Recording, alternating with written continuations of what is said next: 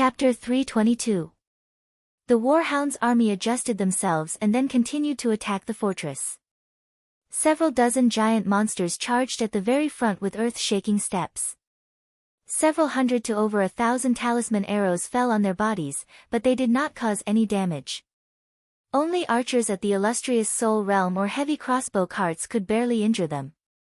Dongfang Zhan stood on the observation deck, leaning on his sword, his eyes fixed on the fierce battlefield. Messengers kept coming in from all over, reporting the situation of the defense of each section of the city wall. Dongfang Zhan was mobilizing his troops according to the situation. The battle had already started for half an hour and the battle had already reached its climax. This was a rarely seen large-scale battle. The Warhound's attacks were very fierce, but the situation had not collapsed yet and everything was under control. Dongfang Zhan was an old general who had experienced hundreds of battles, so he had a very precise control over the battlefield. The Warhound's casualties were 3 times that of the Southern Summer Army and the Warhound's aerial troops had basically been destroyed. Southern Xia's casualties were not light, but they only had half of their army fighting, so they could rotate to ensure their battle strength. The Warhounds were the attacking side. Southern Xia was the defending side. Using stillness to stop the enemy and using slowness to stop the enemy, this was the key to victory for the Southern Summer side. Dongfang Zhan did not rely on the number of enemies he could kill, but rather he steadily defended, wearing down the Warhound's spirit. As long as the Warhounds did not succeed in their first attack, it would be hard for the Warhounds to launch a second attack. This was because the Warhounds did not have any aerial troops and they had lost a large number of giant beasts. This battle could only be fought in one go, otherwise they would be exhausted. Just now, a mysterious pressure had appeared from an unknown location in the fortress, causing the Warhounds to fall into chaos and disturbing the order of the Warhounds. The Warhounds' army was still fierce, but they were slowly declining. "It's about time," Dongfang Zhan coldly said, "have the cavalry gather at the 30th pass. Once the Warhounds retreat, immediately charge at the defeated Warhounds from both sides. Remember to only attack once, don't be greedy and continue fighting. Open the 15th pass to provide support." The Warhound's defeat was only a matter of time, so he wanted to maximize the results of this battle. Once the Warhounds began to retreat, the several 100,000 army would fall into chaos. At this time, the Southern Summer Cavalry would charge forward and they would take at least 80 to 100,000 heads, dealing a heavy blow to the Warhounds. Who knew that at this moment, a sharp voice would resound in the sky above the stronghold. "The Southern Summer King is dead. Southern Summer Army, quickly give up your resistance." A Warhound's expert holding a black blade climbed onto a watchtower of the fortress, raising a head high up in his left hand. When the Southern Summer soldiers saw that head, their minds almost collapsed. This head was not someone else's, it was actually the Southern Summer King. "The Southern Summer King is dead. The Southern Summer King is dead." This was like a bolt from the blue. The Southern Summer Army was instantly stunned. Everyone fell into a panic. If even the Southern Summer King died, could they still fight this battle? The Warhound's army seemed to have noticed the movements on this side, so they increased the pace of their attacks, increasing their strength while the Southern Summer Army's morale was hit. Dongfang Zhan coldly stared, his eyelids not even blinking. This is nothing more than a psychological attack by the enemy. My king has already retreated, how could he be harmed by these evil soldiers? Pass down my command, those who spread rumors and mislead the people will be beheaded without mercy. Dongfang Zhan's words calmed the hearts of the generals. The generals immediately beheaded a few cowardly people that wavered the morale of the army before continuing to command the battle. No one noticed that Dongfang Zhan's slightly trembling hand. My king. Had he really been harmed? If the Southern Summer King had died in the frontline fortress, once this matter was confirmed, it would be a destructive blow to the morale of the army. It would set off a large wave in all of Southern Xia. Dongfang Zhan was not sure if this matter was true, so he could only choose not to believe it. He was the commander of the army and if he wavered, how could his soldiers fight in peace? At this time, Chu Tian, Gu Qianqiu, and Meng Qinggu arrived at the command platform. They all looked very distressed, and even Meng Qinggu was covered in blood. She had been protecting Chu Tian the entire time and had killed at least 20 Warhound soldiers. Chu Tian was very weak and his battle strength had been greatly reduced. If it wasn't for Gu Qianqiu and Meng Qinggu protecting him, he would have already been killed by the Warhounds. Gu Qianqiu shouted with an anxious expression, "Marshal, we have something to report." Dongfang Zhan asked with a calm face, "What is going on?" "The Battle Dragon army is suspected of rebelling." Gu Qianqiu anxiously said, "My king has given the order to quickly quell the rebellion and avoid a rebellion in the fortress." "What? The Battle Dragon army is rebelling?" His intuition told Dongfang Zhan that this was most likely true. He had already suspected Wang Tianlong, but Wang Tianlong was watertight and he could not find any evidence. If the Battle Dragon army was really rebelling, the frontline fortress would be in great danger. There was another point that made Dongfang Zhan's heart sink. If Wang Tianlong was rebelling, he would not let go of such a good chance to kill the king. This also meant that the news was most likely true and the Southern Summer King had already been killed. Gu Qianqiu and the others clearly knew how powerful this was, so they did not directly say it. "This is the king's command token." This was the Southern Summer King's supreme command token. It would not be given to anyone. If this command token was not on the Southern Summer King's body, then there was only one possibility: the Southern Summer King was already dead. Damn it! Dongfang Zhan suppressed his grief. "These damn beasts." Chu Tian weakly walked over and cupped his hands to Dongfang Zhan as he said, "Marshal, now that things have reached this point, we have to make a quick decision. Whether the frontline fortress can be defended or not is all up to the marshal." Gu Qianqiu also said, "As long as the fortress is defended, Southern Summer will be impregnable. If the fortress is broken, Southern Summer will be in great danger." Report. A messenger ran over in a hurry.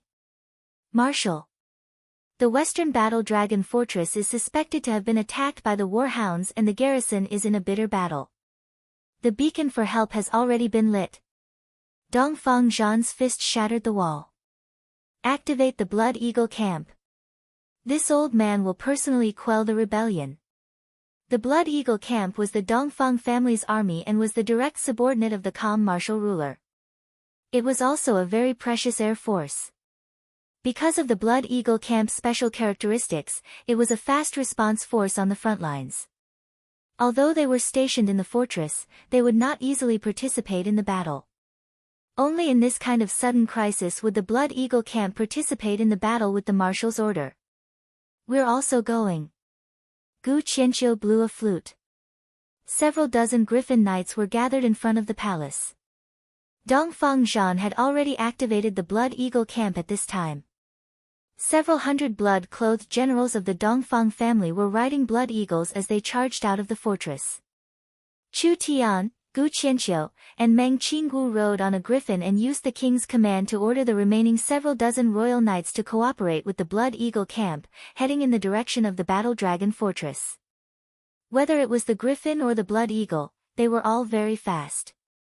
Especially when they charged at full speed, they didn't even need half an hour to cross the long distance, arriving at the chaotic Battle Dragon Fortress. The Battle Dragon Fortress was already in chaos. The Battle Dragon army had rebelled and there were many Warhounds experts hidden in the Battle Dragon army.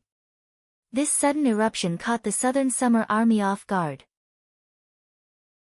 The good thing was that the Battle Dragon army only rebelled against the Earth Dragon army under Wang Tianlong. The other several tens of thousands of normal soldiers did not rebel. Adding in the fact that the Battle Dragon Fortress was not completely guarded by the Battle Dragon army, there were also high-level generals from other factions. Although the situation was very dangerous, it was not to the point of collapse. Crazy. Are you crazy? A Battle Dragon army vice-general was covered in blood with several wounds, leading several hundred personal soldiers in a desperate resistance. "I don't believe the young commander would betray the Southern Summer country." Wang Tu held a spear in his hand as he led the Earth Dragon cavalry and the Warhounds experts to surround them. Wang Tu shouted with a cold smile, Wang Lai. Whether or not my clan can regain the status of the royal family will all depend on this battle. The young commander did not tell you because he knew you were a stubborn person. I never thought that you would still obstruct the royal family's plans like this. If you continue to stubbornly resist, don't blame this General Spear for not being polite. Royal family? Wang Tu broke out in laughter. If the royal family needs to bow down to the warhounds, what use is the royal family's status? Could it be you want to become the warhounds' slaves? The warhounds are our enemies. Betraying the southern summer country and betraying humanity, you are worse than dogs and pigs. We would rather die than submit. Alright, you're seeking death. Wang Tu flew into a rage, kill. The Earth Dragon army charged forward and this general named Wang Lai was instantly injured in several places. His personal soldiers were all killed in battle. A vice-general of the Battle Dragon army slashed out with his blade. Ah! Wang Lai gave a pitiful cry as one of his arms was cut off. Wang Tu gave a disdainful sneer, this is the result of not listening. Kill him for me. Traitor! Die! A terrifying roar came from the battle path as several hundred bloodhawks charged out like a whirlwind.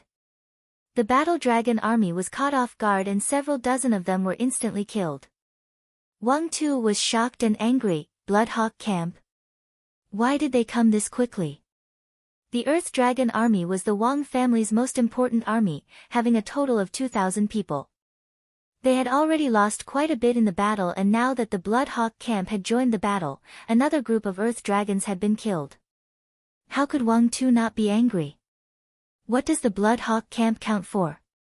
Would the Wang family's Earth Dragon cavalry be afraid of you? Wang Tu did not even have time to curse before he saw a white-haired old general leading the Bloodhawk camp. He was holding a giant sword as he stood on the back of a Bloodhawk, charging at Wang Tuesday. It's Dongfang Zhan. Wang Tu quickly raised his spear to block it. Die for me.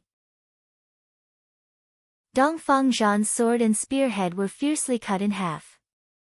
Dongfang Zhan had been a veteran of the battlefield for several decades, killing countless people and even meeting true spirit realm experts. His strength was higher than any marquis, it was not something Wang Tu in the ninth awakened soul layer could block. When Wang Lai saw Dongfang Zhan appear, he let out a sigh of relief, this general is ashamed, I couldn't block them. I asked the marshal to protect the frontline fortress. My southern summer and the warhounds are irreconcilable, we can't even give up an inch of land. After saying this, he fell into the sea of corpses. This Wang family general had fought until now, but he finally died from his heavy injuries. Chapter 323. Dongfang Zhan's eyes popped out in anger. If it wasn't for the fact that there were righteous and selfless generals in the army, perhaps the Battle Dragon fortress would have already fallen. If this place was broken through, the entire frontline defense line would collapse. General, please be assured. Dongfang Zhan took off his cloak and placed it over Wang Lai's body. He gave him a solemn military salute. This old soldier swears to live and die with the frontline soldiers, to live and die with the frontline defense. After saying this, he kicked away Wang Tu's broken corpse and threw out Wang Lai's spear. The spear spun at high speed as it shot out. It was as if it was piercing through a layer of paper. It pierced through the chest armor and nailed the corpse to the wall. In the end, the huge force tore it apart, and the broken pieces of flesh bloomed like flowers. This is the fate of a traitor. Dongfang Zhan pulled out the large sword, stabbed into the ground, and spirit energy was poured into the sword. The sword glow instantly soared into the sky and that cold aura filled people with fear. This over 100-year-old white-haired general was like an enraged lion at this moment as he angrily roared, for Southern Summer, for the human race, kill the traitors and sweep away the war hounds. As long as we have a breath left, we will not stop fighting. Kill the traitors and sweep away the war hounds. Kill the traitors and sweep away the war hounds. Dozens of Griffin Knights, 500 top experts of Blood Eagle Camp, and tens of thousands of wounded soldiers of Battle Dragon Fortress were all gathered together. Their blood was stirred up by this old general, and they swore to live and die with the frontline army. This kind of scene made Chu Tian and Meng Qinggu slightly moved. Southern Xia having a good general like Dongfang Zhan was truly the fortune of Southern Xia. Young miss, let's go as well. Your injuries are too heavy, don't fight anymore. Meng Qinggu knew that Chu Tian's situation was very serious and only Chu Tian could hold on until now. If it was a normal person, they would have already fainted. Although the power Chu Tian used was strong, the side effects were very large. If he was injured now, the consequences would be hard to predict. Chu Tian pulled out his ice-cold blade. Young miss, your words aren't right. I am still the Southern Summer ruler's subordinate. Although it was forcefully conferred by that fellow Southern Summer king, since I am the ruler of the Southern Summer country, I should put in some effort, don't you think so? What else could Meng Qinggu say? Chu Tian had inexplicably become the country guarding ruler. This ruler title was even more famous than the calm martial ruler. Chu Tian was a person who pursued freedom, so he would not easily accept responsibility. But now that the heavy responsibility had been pushed onto him, Chu Tian was not a coward who would retreat. Dongfang Zhan and Gu Qianqiu, these old men over 100 years old, were charging forward, so what reason did Chu Tian have to retreat? We'll go together. Ha, ha, young miss, that's right. We'll kill him to our heart's content. After Dongfang Zhan killed Wang Tu, the Earth Dragon cavalry quickly retreated. Their task was not to fight the frontline marshal, but rather to open the pass and let the Warhound's army in. When Dongfang Zhan's troops arrived, it meant that there wasn't much time left. Dongfang Zhan would not let the traitors go.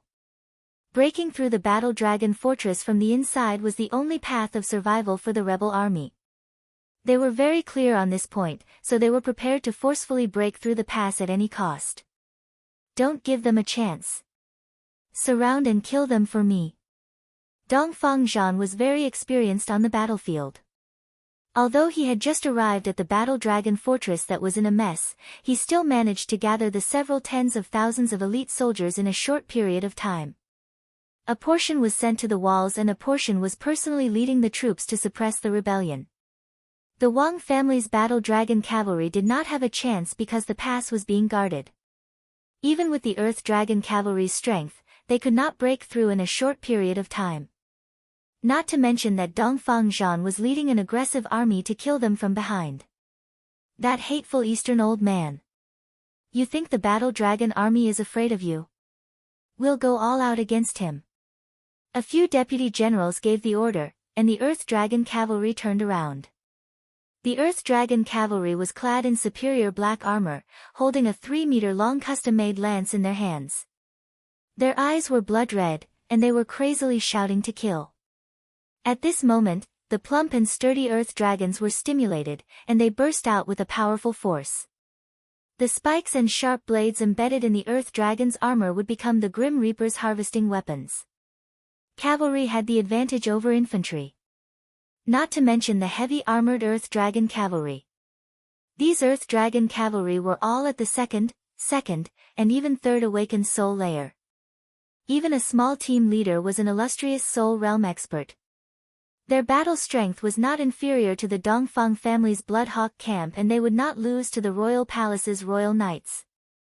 The Earth Dragons' mouths were already releasing an incomparably hot energy. The Earth Dragons could release high-temperature flames and although it could not compare to a true dragon's breath, it could still melt steel. Even an awakened soul cultivator might not be able to block it. The space here was not wide, so Dongfang Zhan's side would suffer heavy losses. Dongfang Zhan loudly shouted, "Bloodhawk camp, cover!" The Bloodhawk cavalry's low-flying nimble figures were not something the heavy Earth Dragon cavalry could block. The Bloodhawk cavalry did not directly attack the thick-skinned Earth Dragons, rather they launched a sneak attack on the Earth Dragon cavalry. A single wave of killing would kill an entire row of Earth Dragon cavalry. Once the Earth Dragons lost control of the cavalry, they would immediately fall into chaos. At this time, Dongfang Zhan took the lead and surrounded the powerful Earth Dragon mounts. Not long later, the Earth Dragon cavalry had lost 200 people, which made the Wang family vice-generals clench their teeth in anger. Chu Tian and Meng Qinggu did not have the strength to fight in close combat, but they could ride the griffins and attack from the air with the Blood Hawk camp. Meng Qinggu picked up a source energy submachine gun and wildly fired at the Earth Dragon cavalry from 100 meters away. Normal source energy submachine guns were weaker, but their main advantage was their high rate of fire. This was Chu Tian's custom-made version, and each bullet had been strengthened. Not only were they not weaker than normal pistols, they were actually a bit stronger. It could easily pierce through the protective spirit energy of a cultivator under the fourth awakened soul layer, and even a fourth awakened soul layer cultivator wouldn't be able to take 2 more shots. Meng Qinggu swept out with the gun. At least 4-5 Earth Dragon cavalry were shot down. At this time, Chu Tian controlled the griffins to dive down and used its claws to tear them apart. The two of them worked together to kill several dozen griffins. Damn! If we keep fighting like this, we'll lose for sure. The vice-generals saw this and knew that their only chance of winning was to open the fort with their lives on the line. They decided to ignore Dongfang Zhan's attack and began a crazy suicidal attack. They had to open the fort. How could Dongfang Zhan let them succeed? This white-haired old general charged into the Earth Dragon cavalry formation and cut down 20 Earth Dragon cavalry in one go, finally killing a 9th awakened soul layer vice-general. Although he paid the price of 7-8 wounds, he became fiercer and fiercer as he fought. He was like a beast in a desperate situation. This madness was not something these people could endure. This old madman. Does he want to die with us? The Earth Dragon cavalry were all shocked by Dongfang Zhan's attitude of sacrificing 800 to injure 3,000 enemies. Their momentum became weaker and their numbers decreased. Finally, with the help of the Blood Hawk camp, the entire Earth Dragon cavalry had been cleaned up. Dongfang Zhan continued to clean up, killing all the Warhounds experts that had infiltrated in. Although the Battle Dragon fortress was temporarily saved, after several rounds of internal strife, they had suffered heavy losses and were on the verge of collapse. The battle had already been going on for 2 hours. Inside and outside, blood flowed like a river and both sides had countless casualties. Hold on. The Warhounds' army can't hold on any longer.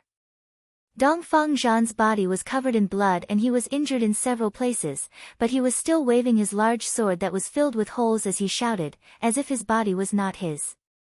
Over half of the 500 Blood Hawk camp generals had died. This was the Dongfang family's trump card. Dongfang Zhan's heart felt like it was being cut by a knife, but if they could protect the frontline fortress, it was not a pity no matter what price they had to pay.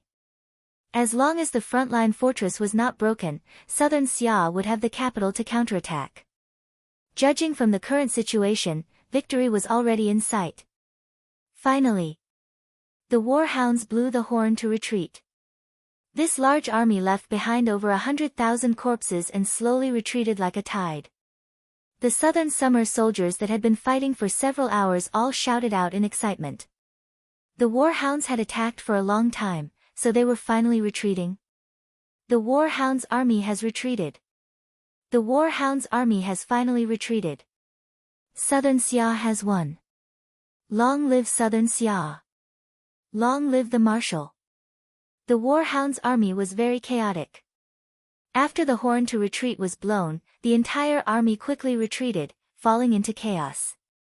Banners were thrown to the ground and armor were thrown away. This scene could be described as very embarrassing. In this situation, it was almost impossible for them to launch a second wave of attacks. At this time, the cavalry that Dongfang Zhan had arranged ahead of time moved out. This was definitely a surprise attack. The Warhounds never would have thought that after the Southern Summer Army had experienced such a bloody battle, they would still send troops to chase after them. The two cavalry groups did not have many people, with each group only having 40–50,000 people. However, using troops did not depend on how many there were, it depended on using them at the right time. When the cavalry charged out of the pass, they charged through the prairie like lightning. They were like two sharp knives stabbing into the chaotic warhounds' army, wildly harvesting them like a harvesting machine. The warhounds were currently retreating. Their attack on the city had failed, so they were quickly running away. Dodging the rain of arrows from the watchtowers, they were already in a very sorry state. Their morale had dropped to a freezing point, so they only cared about running for their lives. How could they resist? This was a one-sided slaughter. In just a short while, they had killed at least 10,000 warhound soldiers. Wherever they went, there was a large pile of bloody corpses. Chu Tian couldn't help giving a praise, beautifully done. The old general was truly an experienced general. This cavalry was used at the right time.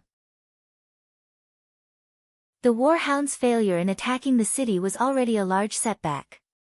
If they could kill 80,000 people while retreating, it would be like sprinkling salt on the warhounds' wounds, making them unable to think of attacking the city a second time. This battle would be over and the warhounds would return to the prairies with their tails between their legs. Southern Xia had paid quite a large price, but the main thing was the damage to the fortress. It would only take a year to repair it and the main force of the Southern Summer Army was still there. If it wasn't for the Southern Summer King falling, this would have been a very beautiful battle. However, when everyone was thinking this, a strange change occurred that no one expected. There was a deep drum sound coming from the center of the battlefield. This kind of drum sound had never been heard before. Although it was deep, it was incomparably deep, like it was coming from the earth. The battle intent contained within was completely different from the warhounds' army's retreat. Dongfang Zhan's expression instantly changed. Retreat. Retreat. Dongfang Zhan had already left the command platform. He could not pass down his orders in this place. In just a short few seconds, there was a shocking change on the battlefield. Those different shapes and colors, as well as the messy flags, all of them suddenly disappeared. The messy horn war drums were also extinguished at this moment. In the center of the warhounds' army, a large black flag suddenly appeared. This was an orderly standing army that had not moved since the beginning of the battle. They had always been hidden in the center of the warhounds' army, but now that they had suddenly appeared, it was like a dangerous reef appearing in the middle of the ocean. This is bad. The warhounds were still holding back. They had not used their full strength and even their retreat was just an act. The enemy commander seemed to understand Dongfang Zhan's style very well, even guessing how Dongfang Zhan would deploy his troops. Dongfang Zhan did not know anything about the other side and he did not believe that there would be such a cunning leader among the warhounds. Who was the commander of this army? Where did this orderly army come from? The bad premonition in Dongfang Zhan's heart was becoming stronger and stronger. An unimaginable change had occurred in the warhounds' plains, but Southern Xia had not gathered any information about it at all. Fang King, Fang King, Fang King. The warhounds' army began to shout out in unison. This was a title that represented supreme power and status in the warhounds' plains. Each warhound soldier had a fanatical look on their faces, just like they were welcoming their emperor.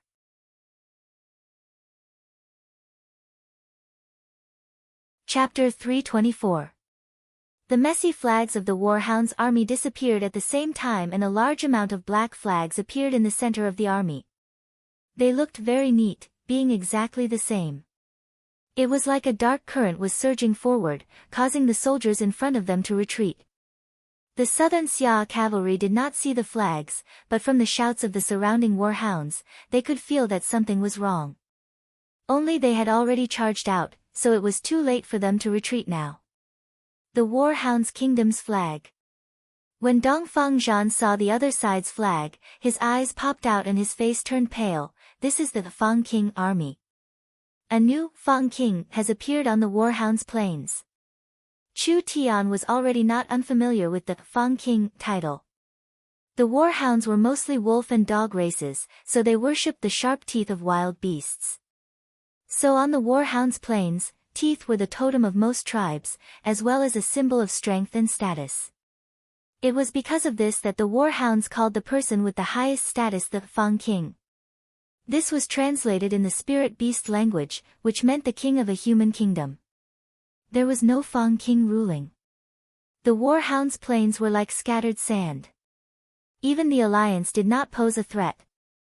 Southern Xia could easily stir up conflict and make their alliance collapse in the blink of an eye. But once the Fang King was born, the Warhound's plains would once again become the Warhound's kingdom. This meant that Southern Xia would face a large calamity. After the last Fang King fell, the Warhound's plains had not had a new Fang King appear for over 100 years. The strength of the major tribes was about the same, and they were fighting over the Fang King. In just a few short months, the Warhound's plains had suddenly given birth to a Fang King. There was only one possibility. This generation's Fang King had an overwhelming strength, forcing all the tribes to obey him. Was the previous attack just the prelude? The Fang King's army had moved, but the true battle had just begun. This is bad. It's dangerous. Dongfang Zhan wanted to call back his cavalry, but it was already too late. When the Warhound's army quickly separated, a fierce black army appeared from the disorderly army. This was an army of around 100,000 people, all wearing black battle wolves, all wearing Warhound's wolf cavalry, and all wielding war horses and large blades. Weapons, equipment, and mounts, the 100,000 Warhound's wolf cavalry were the same. Every wolf rider had a black flag on their back. The design of the flag was impressively the terrifying fangs of wild beasts. This army was silent, but they emitted an aura of death, causing a terrifying murderous aura to permeate the entire battlefield. The leader of the wolf cavalry was especially eye-catching. This person was covered in dark golden scale armor, and his burly body was about 2.5 meters tall. His face was full of hideous scars, and one of them was a sword fan, which had almost cut his scalp in half. The wound was full of stitches. He held a huge golden drum, which seemed to contain unimaginable power. When he waved it casually, even the air was distorted. The most eye-catching part is, this Warhound's expert was riding a three-headed demon wolf. The three-headed demon wolf's entire body was pitch black and hairless. Its skin was rock-like, as if there were flames flowing within its body. This was a level 3 magical beast that would make one's hair stand on end. It was said that it possessed the bloodline of the prehistoric ferocious beast, the three-headed hellhound. As such, it possessed great strength.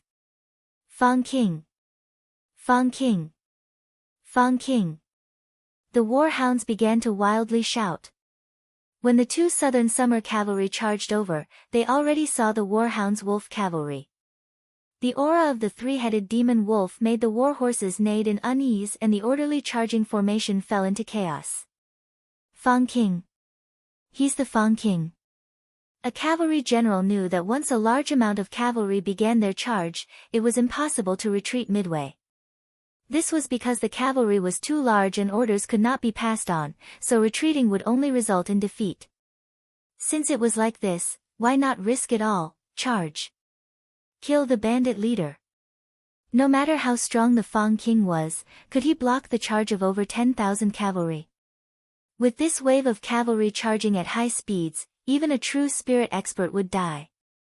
The Fang King slowly raised the golden drum in his hand and the several dozen meter range was covered in energy, forming a strong energy field.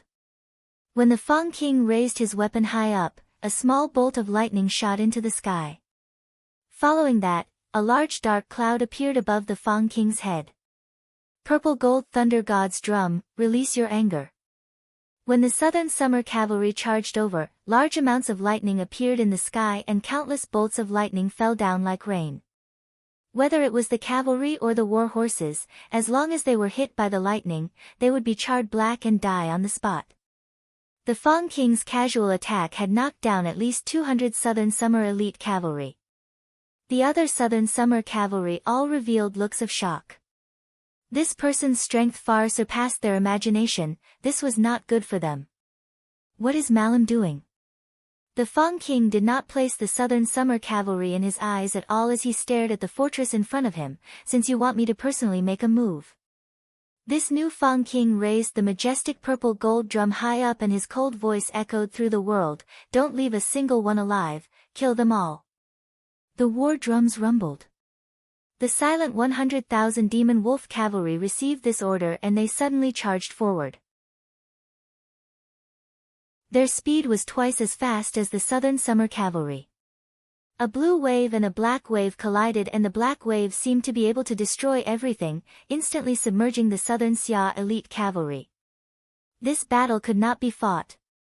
The mounts of the southern Xia cavalry were storm horses and these horses were only level 1 demon beasts. The mounts of the Warhound's kingdom were demon wolves and these demon wolves were level 2 demon beasts. These demon wolves were at least in the first awakened soul layer.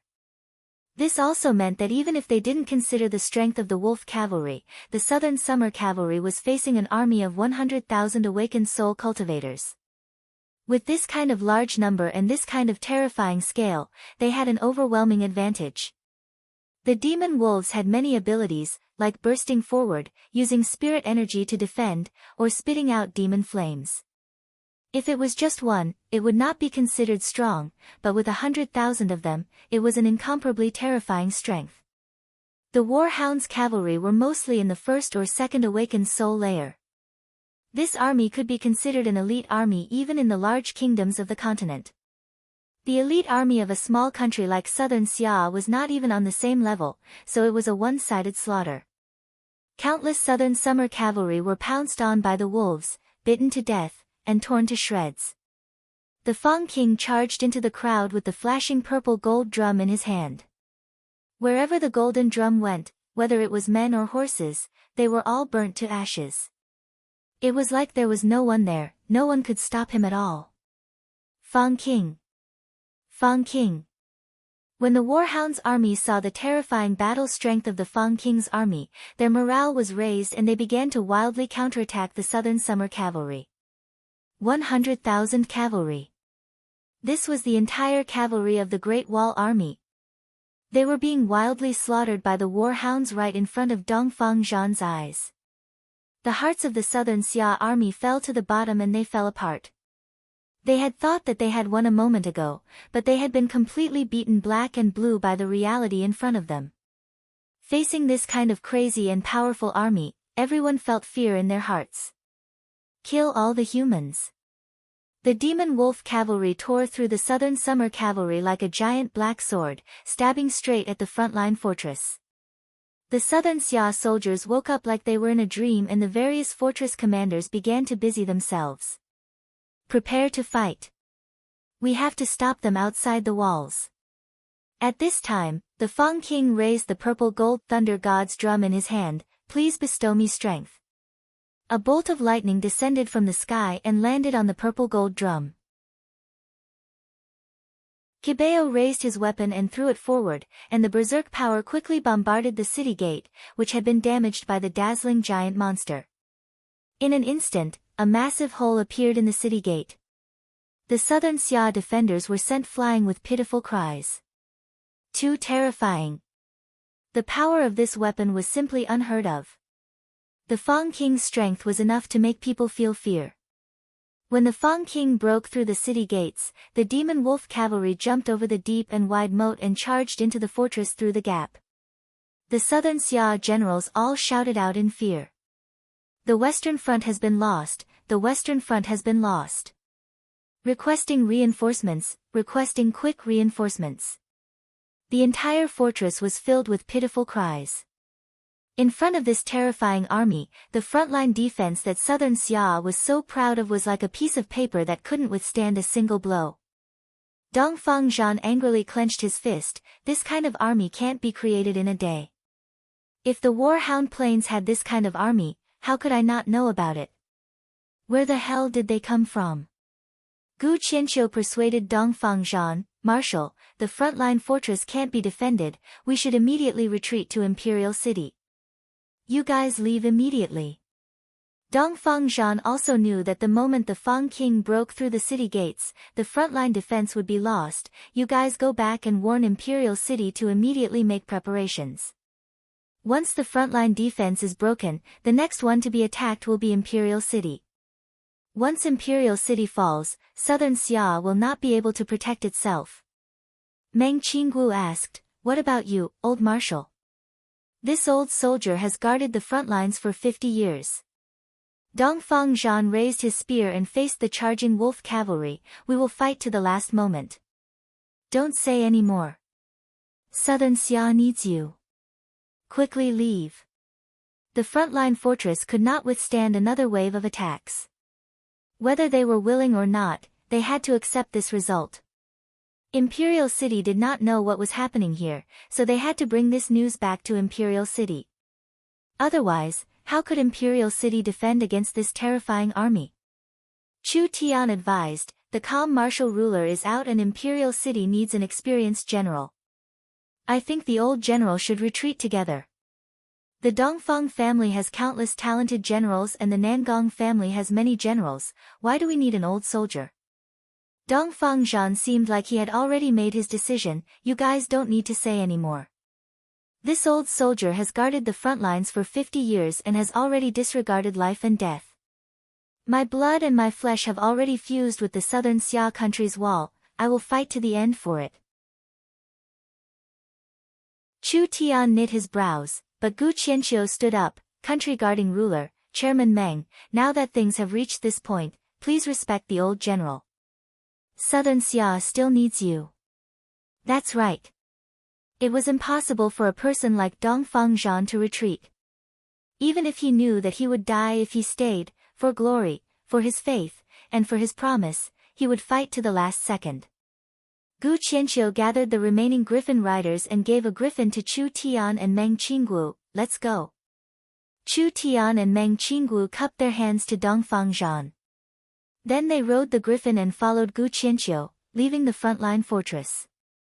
They had to quickly bring this news back to Imperial City, otherwise Imperial City would be in danger. At this time, the frontline fortress was filled with pitiful cries. The Southern Summer Army had suffered heavy casualties. They had already suffered heavy losses and now the Warhound's Demon Wolf Cavalry had launched a second wave of attacks. In the end, they used a quarter of an hour to break through the city gates. The Demon Wolf Army swarmed in and began a life and death battle with the exhausted Southern Summer Border Army. The frontline fortress still had close to 400,000 soldiers, having a large advantage in terms of numbers. However, these soldiers were very scattered and they were all very tired. At least half of their spirit energy had been consumed, so they could not gather a strong battle strength at this time. So, this battle was basically a one-sided slaughter. One Southern Summer soldier after another fell under the butcher's blade. Mountains of corpses and seas of blood, it could be called hell on earth. Dongfang Zhan gathered tens of thousands of elites in a short period of time and launched a suicidal attack on the Warhound's cavalry. Finally they managed to kill over 3,000 Demon Wolf cavalry, with a casualty ratio of 10 to 1. To Dongfang Zhan, this was enough to make him feel proud. After all, this was a strong army that a small country could not resist. The 30,000 elites by Dongfang Zhan's side had all died and there were only a few personal soldiers still fighting in a bloody battle. Southern Xia will never fall. Dongfang Zhan was covered in several wounds, with 4 arrows and a spear piercing his abdomen, but he still cut down 7 Demon Wolf cavalry, finally standing on top of a mountain of corpses. His white hair danced in the wind and he was surrounded by Demon Wolf cavalry, with the Fang King riding a 3-headed demon wolf at the very front. Dongfang Zhan gave 3 wild laughs before suddenly throwing out his spear, piercing through another 2 Demon Wolf cavalry. Pa! This spear was caught by a large hand. A wolf man riding a 3-headed demon wolf with a purple gold drum in his hand walked out. A pair of dark and cruel eyes stared right at Dongfang Zhan. Even in this situation, you still caused quite a bit of damage to my army. You are truly worthy of being one of the Southern Summer generals. The number 1 general in the Southern Summer country belongs to the calm martial ruler. What does this old soldier count for? Dongfang Zhan did not need to ask to know the other side's identity. If you weren't afraid of the calm martial ruler, why would you lead him away? If the calm martial ruler was in the imperial region, the result wouldn't be like this. It's too late to say anything now. You've lost, so surrender. The Fang King coldly said, Southern Xia will become a vassal of my Warhound's kingdom. As long as you surrender and swear loyalty to me, you will still be a famous general of the southern summer country. Dongfang Zhan's spirit energy had already been used up and he could no longer fight with this kind of serious injury. He did not even bother replying to the Fang King's words and directly pulled out the sword at his waist. There was a blood glow that came out. Dongfang Zhan stood in the ruins of the fortress. His body was covered in wounds and his white hair fluttered in the wind, but he was like a giant angrily looking north. Dongfang Zhan had killed himself. The frontline fortress had completely fallen.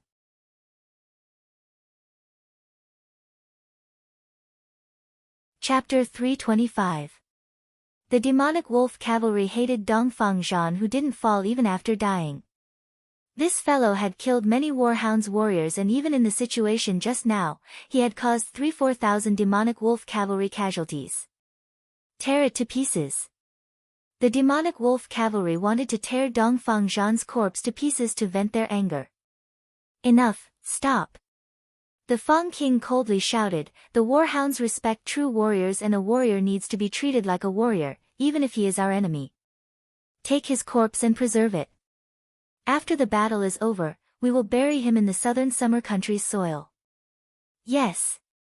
The Fang King held the highest position in the warhounds tribe and no one dared to disobey his words. The entire battlefield was still calm and the southern Xia frontline army was already in shambles. Tens of thousands of people had already abandoned their defenses and fled, with their defeat already being irreversible. The warhounds did not leave any prisoners. Out of the 600,000 soldiers in the Great Wall, around 400,000-500,000 had died and the rest had already fled. The warhounds' army had lost 200,000-300,000 people, but most of them were just random soldiers. The demonic wolf cavalry's main force was still intact. First send out the pursuing troops to capture the southern Xia soldiers. The Fang King did not want to let a single southern Xia soldier go. Everyone else, start cleaning up the battlefield. Quickly adjust yourselves and continue the attack. The southern Xia people had received news of victory several days ago, but they never would have thought that this kind of nightmare would happen in a single night. After the frontline fortress was broken, Imperial City no longer had any barriers. With this terrifying army marching down, they could directly launch an attack on the unprepared royal city. Imperial City's 200,000 cavalry had been sent to Tsang State, so it was impossible for them to return in a few days.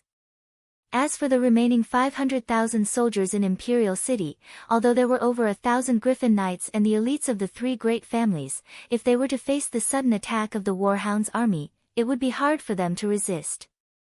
The Fang King sent out several thousand soldiers to chase after them and then began to organize the army. This battle had consumed quite a bit of energy, so they could not directly attack Imperial City for now. But there was enough time. Nothing could change in these 2 days.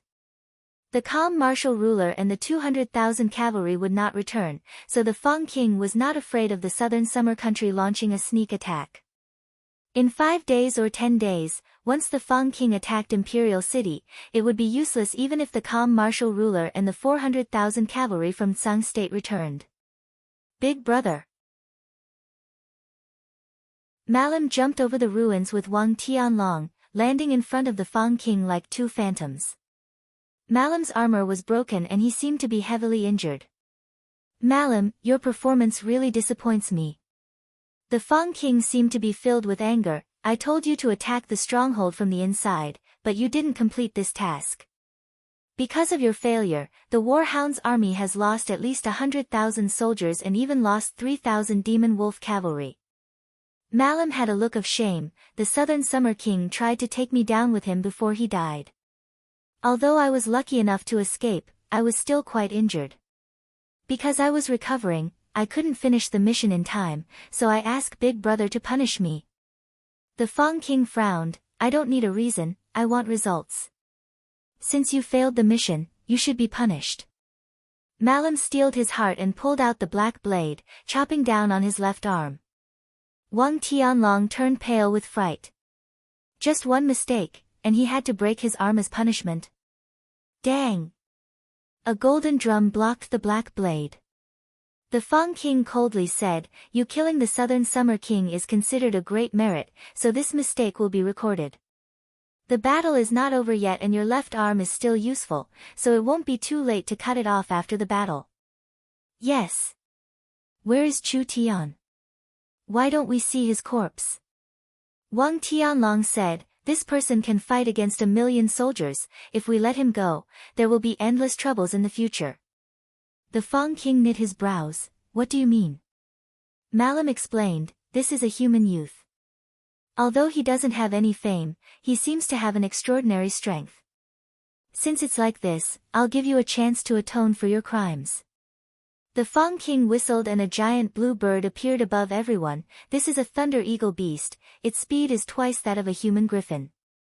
You will ride this beast and chase after him. Even if you can't catch him, you can't let him live." "Yes." Malam waved his hand at Wang Tianlong and the people beside him. "You all come with me." Malam rode the thunder eagle beast and the others rode vultures. They set off from the frontline fortress and began to chase after Chu Tian's group. These flying demon beasts were very fast and the warhounds were good at tracking, so it was easy to find their aura, so it was not hard to catch up to them. Malam felt the other side's aura after chasing for an hour, but the other side seemed to have sensed that they were being chased. The group suddenly scattered and went in different directions. "Their auras are scattered, we should also scatter." Malam ordered the others, "I'll go catch Chu Tian and you chase the rest." "Understood." Malam and the others spread out in pursuit. Several minutes ago, Chu Tian, Gu Qianqiu, Meng Qinggu, and several dozen Griffin Knights were heading in the direction of Imperial City. The frontline fortress had suffered a crushing defeat in southern Xia, but Imperial City had not fallen yet, so there was still hope for a comeback. The little fox had been observing the divine eye for a while, but it suddenly anxiously gestured to Chu Tian. "We're in trouble. The warhounds have sent at least several thousand pursuers and there are several that have already caught up to us." Chu Tian said to the others, "They are very fast and we are too big of a target, it will be hard for us to escape. We can only split up and try our luck like this.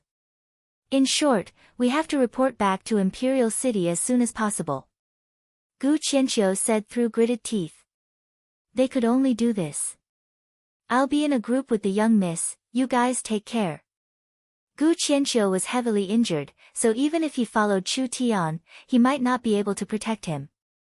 It was better to split up and make it hard for the warhounds to lock onto him. "Scatter." Everyone scattered at the same time. They all began to scatter by themselves. Chu Tian and Meng Qinggu moved together. After all, the two of them were riding on a griffin. Meng Qinggu's cultivation was not high and Chu Tian had overdrawn his strength, so they could take care of each other. In the end, the two of them didn't go far. "Gee, gee." The little fox anxiously called out. It was warning Chu Tian that the first group of pursuers had already locked onto the two of them. Meng Qinggu found a large black dot in the sky, which was a group of warhounds riding vultures. There were many of them, around 20 of them, and they were all elites of the warhounds tribe, with most of them being illustrious soul realm experts. This was the first group of pursuers sent by the Fang King. They had locked onto Chu Tian earlier than Malam, so they met first. Meng Qinggu's heart sank. The warhounds tribe had caught up. The warhounds tribe leader loudly shouted, "Kill them. It's just a few small fish, young miss, there's no need to panic." Chu Tian endured the tearing pain of his body and took out a source energy submachine gun from his gourd. He put in a normal magazine and took out the netherworld sword from his back. "Stand behind me. It will be very bumpy later, so you have to hold on tight." Meng Qinggu's heart was filled with bitterness. This fellow was clearly an arrow at the end of its flight, but he still wanted to protect her. Meng Qinggu was facing this life and death situation, but she couldn't do anything. She felt very uneasy and guilty in her heart. "Young miss, we are grasshoppers on the same rope, so you don't need to think too much. You and I are destined to cross this calamity together, so no one should think about leaving first. But to be honest, I am very honored." Meng Qinggu didn't know whether to laugh or cry. At this time, what are you honored for? Because although I wasn't born on the same day as the young miss, I could die on the same day as the young miss. Look, our fates are linked together. This is truly a match made in heaven. Pay. Who wants to die together with you?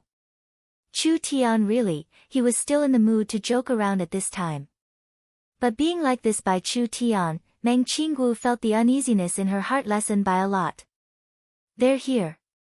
The Warhound's air cavalry quickly charged forward and the Warhound's soldiers began to shoot arrows. A large wave of arrows rained down on the two of them and there were just too many of them. It was not hard for Chu Tian to protect himself and he could protect the young miss, but the problem was that most of the arrows were aimed at the griffin. The griffin was this big, so how could it defend every position? Chu Tian used his divine sense to lock onto the arrows and used the netherworld sword to send out sword chi to cut down the arrows, accurately protecting the griffin. Once the griffin was killed, the two of them would not have a means of transportation. When would they be able to reach Imperial City? Chu Tian did not have any spirit energy and now he had to protect the mount with all these Warhounds experts. He was stretched thin. The Warhound's air cavalry captain found a flaw and while Chu Tian was busy protecting the griffin, he suddenly drew his bow and shot an incomparably strong arrow at Chu Tian's heart. This is bad. Chu Tian's divine sense could see this attack, but this person's archery skills were very high. Chu Tian could not attend to this and if he dodged the arrow, the griffin would be killed. If he did not dodge the arrow, this arrow would be very dangerous. It was at this critical moment. Meng Qinggu suddenly jumped out and blocked the arrow for Chu Tian. That arrow filled with spirit energy fell onto Meng Qinggu's right leg and the wild energy pierced through the starlight immortal body, deeply stabbing into Meng Qinggu's thigh. Meng Qinggu's eyes turned black and she almost fell off the griffin's back. Young miss. Chu Tian quickly grabbed Meng Qinggu. Meng Qinggu loudly shouted, "Be careful." The Warhound's commander took this chance to charge forward with his spear. That spear glow was filled with spirit energy, so this person was at least a peak 6th awakened soul layer expert. If it was a fair fight, Chu Tian would not have placed him in his eyes, but he did not have the strength to do so. But that did not mean that Chu Tian was a lamb waiting to be slaughtered. Chu Tian raised the submachine gun in his left hand and pulled the trigger, releasing a large amount of light bullets into the sky. The Warhounds had never seen source energy weapons before and the several light bullets all hit their targets. Some hit the vultures and some hit the Warhounds experts, but the high temperature was enough to melt steel. The vultures were instantly fatally injured and the Warhounds captain gave a pitiful cry as he fell off his mount. Chu Tian shot at the other Warhounds pursuing him. With several pitiful cries, another 2 vultures fell from several hundred meters in the air. Several Warhound soldiers put down their bows and pulled out their close combat weapons to surround him without any fear of death. Chu Tian's source energy submachine gun had run out of energy and he did not have time to reload, so he could only send out a sword chi to push back 2 of them. The other one had already approached the griffin and stabbed his spear into the griffin's abdomen, creating a terrifying wound. "Ao!" The griffin gave a pitiful cry as it lost its balance. Chu Tian and Meng Qinggu were almost thrown out. Damn! Meng Qinggu took Chu Tian's submachine gun and reloaded it. That terrifying source energy bullet easily shattered their armor and instantly melted several Warhound soldiers with large holes. Young miss, good shot. There were still several dozen Warhounds airborne cavalry, but there were too many of them. With their close-range and long-range attacks, not to mention that Chu Tian's strength was greatly reduced, even in a normal situation, it would be hard for him to gain an advantage in this kind of aerial battle. So, a blade quickly slashed at the griffin's neck. The injured griffin finally could not hold on any longer and its body suddenly flipped over, falling down from the sky. This is bad. The 2 of them were thrown into the air and instantly lost their center of gravity, falling down at the same time. After losing their mounts, the 2 of them could not move in the air. The Warhound's airborne cavalry charged forward, attempting to tear the 2 of them apart.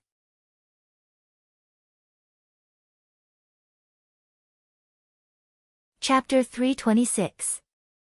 Chu Tian and Meng Qingwu were over 300-400 meters in the air, falling down in a free fall. Their ears were filled with the sound of wind and the ground was getting closer and closer. Falling from this height, even if one had a body as hard as steel, their internal organs would still be damaged. What was even more dangerous was that the Warhound's soldiers riding on the vultures did not plan on letting them go. So when the two of them fell, the vultures surrounded them and tried to tear them apart with their sharp claws. Scram! Chu Tian's sword chi cut open the belly of a vulture and large amounts of blood and internal organs were released. Chu Tian suddenly heard Meng Qingwu's cry of shock, and when he turned around, Meng Qingwu had already been caught by a vulture. The vulture had actually stabbed its spear at Meng Qingwu's body, but it was a good thing that this vulture soldier's cultivation was not high and its spear could not pierce through Meng Qingwu's starlight barrier. Meng Qingwu grabbed the spear and threw the soldier down. Chu Tian had no choice but to throw the netherworld sword and grab it in his hand. The treasure sword turned into a stream of light as it pierced through the vulture's body. The vulture gave a pitiful cry as it was killed. The netherworld sword released energy and the blue and white flame crows flew into the air. Even the vultures and the riders were ignited by the terrifying abyss netherworld flame. This huge ball of flame then transformed into a humanoid figure. It was impressively the image of a demon. Netherworld. Kill them. Yes, Master. The demon Netherworld was an elemental being, it could fly even without wings. It was like a meteor as it charged at the vulture riders. There were 6-7 blooming flames in the sky. Chu Tian held the netherworld sword that had lost its spirit and fell down with Meng Qingwu. Putong! Putong! Two large sounds came from a lake that was as flat as a mirror on the prairie. The two of them almost instantly sank to the bottom of the water. If they were ordinary people, their internal organs would have been shattered and they would have died. Chu Tian came into close contact with a rock at the bottom of the lake. The rock was smashed into pieces, but Chu Tian's head was fine. However, he felt a wave of dizziness. He quickly calmed himself down, kicked the bottom of the lake, and quickly floated up.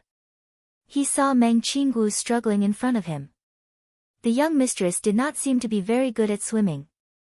Moreover, there was an arrow wound on her thigh, so she could not move for a while. Chu Tian quickly swam over and wrapped his arms around Meng Qingwu's waist. The two of them emerged from the water together. Phew! Meng Qingwu and Chu Tian gasped for breath. Meng Qingwu quickly asked with concern, "Are you okay?" "My life is very tough." "Of course I'm fine. How is eldest miss? Are your injuries heavy?" In order to express his concern, Chu Tian used his hands to examine the young miss's body. When he finally touched her thigh, he used his spirit energy to break the arrow. "We need to go ashore to take care of the wound." Meng Qingwu had been taken advantage of by Chu Tian, but she was too lazy to say anything at this moment. The little fox swam over from the water and brought the netherworld sword in its mouth to Chu Tian. Chu Tian held the netherworld sword and thanked the little fox. The demon netherworld was still fighting with the warhounds in the sky. Although the battle would not end in a while, it could stop the vulture cavalry from attacking the two of them, so it was the best time for the two of them to go ashore. Chu Tian held the young mist's soft body and held the netherworld sword in his other hand. He controlled the spirit energy in his body and suddenly kicked off in the water. It was like he had hit an engine and he quickly swam to the shore. The little fox suddenly gave a warning. There was a large amount of dead wood floating on the surface of the small lake. When one looked carefully, they were shocked to find that these were not dead wood, they were clearly giant alligators that were over 5 meters long. A small part of their bodies floated on the surface, so it looked like several dozen pieces of dead wood. Damn, these are blue-patterned alligators. These alligators were high-level 1 water-attributed demon beasts. They could display some water-attributed abilities and had the strength of an 8th to 9th body refinement layer cultivator. In his normal state, Chu Tian would not care about them, but the current Chu Tian was not only very weak, his spirit energy was almost used up and he did not have the strength to fight anymore. There were many alligators, there were at least over 100 of them. At this moment, it was enough to pose a fatal threat to the two of them. Meng Qinggu said in a panic, "What do we do? What can we do? Run!" The two who had fallen into the water had clearly invaded the territory of these highly territorial magical beasts. Moreover, it seemed that these fellows did not have a good temper. At this moment, they were rapidly surging towards the two humans and one beast. Dark blue runes lit up on the skin of each of the crocodiles as they instilled power into the surrounding lake water from their bodies. The entire lake seemed to be boiling in an instant. Chu Tian could feel a strong water-attributed energy that wrapped around him like a giant python. The alligators wanted to bind him and make him lose his ability to resist before tearing him apart. Chu Tian's long sword swept out with a fierce sword chi, instantly breaking through the surrounding binding energy. It also cut the two alligators in half. Other than angering the demon beasts even more, it did not have any effect on their current situation. "This is bad, there are too many demon beasts in the water." Meng Qinggu anxiously shouted, "If you bring me along, you won't be able to leave. Don't worry about me, just leave." Meng Qinggu was in the peak fifth awakened soul layer. This kind of strength was not weak. At least in the Southern Xia army, she could be a high-level general. But Meng Qinggu did not have a battle-type source spirit, so she was not suited for most battle cultivation techniques and martial arts. In other words, other than the defensive Starlight Immortal Body cultivation technique, she did not have any other skills. Meng Qinggu's battle strength was very weak, especially in this kind of situation, she could only drag them down. If Chu Tian brought Meng Qinggu, their chances of escaping would be even smaller. "You want to stop me with just these few beasts?" Chu Tian released his spirit energy and suddenly moved forward. He felt 1,000 gene of resistance with every inch he moved forward. After cutting down several more alligators, he continued to bring Meng Qinggu forward. The water around them began to churn even more violently as the giant alligators charged at the two of them. "Young miss, take this." Chu Tian gave the source energy submachine gun to Meng Qinggu. He and Meng Qinggu were hugging each other and Chu Tian was responsible for sweeping the front. "You cover my back." At this time, several giant crocodiles attacked Chu Tian from behind. The young miss quickly grabbed the gun and pulled the trigger. A stream of light bullets shot out and instantly created a large amount of steam on the surface of the lake. The giant crocodiles' incomparably tough skin was instantly burned with a large hole and their bodies were pierced through. Too good. With the source energy submachine gun in hand, these giant alligators would not be able to get close. Meng Qinggu seemed like she had found her value and immediately fired at the surrounding giant alligators. When these high-temperature energy bullets passed through the lake, they created large amounts of steam that finally landed on the giant alligators. The source energy submachine gun's high firing speed and killing power was displayed at this time. The two of them finally escaped danger and slowly swam towards the shore. "I don't have any bullets, quickly give me a magazine." "Fuck, can't you use it sparingly?" "I don't have any left." Meng Qinggu was shocked. "Then what do we do?" Chu Tian took out a source energy pistol and gave it to her. "We only have this left, so we'll just have to make do with it." This pistol's firing speed was too slow and there were too many demon beasts. How could they kill them all? But now that things had reached this point, they could only do this. It was a good thing that Chu Tian's weapons had been specially modified. This source energy pistol's energy bullets were enough to easily pierce through an illustrious soul realm cultivator's protective spirit energy. A single shot was enough to kill one. Only as more and more crocodiles were killed, these demon beasts became more and more angry. They became even more hysterical as they attacked the two of them. Chu Tian didn't have much spirit energy left and now he was on the verge of exhaustion. Even the Starlight Immortal Body couldn't support it anymore. Once the Starlight Immortal Body was broken, then Chu Tian would die without a doubt. These demon beasts could easily crush a human's weak body. I really can't move." Finally, the spirit energy in Chu Tian's body was almost completely used up. He was at least 200 meters away from the other side of the river. This was not a problem for an awakened soul cultivator, but for Chu Tian, it was the distance between life and death. "Young miss, we might not be able to swim up."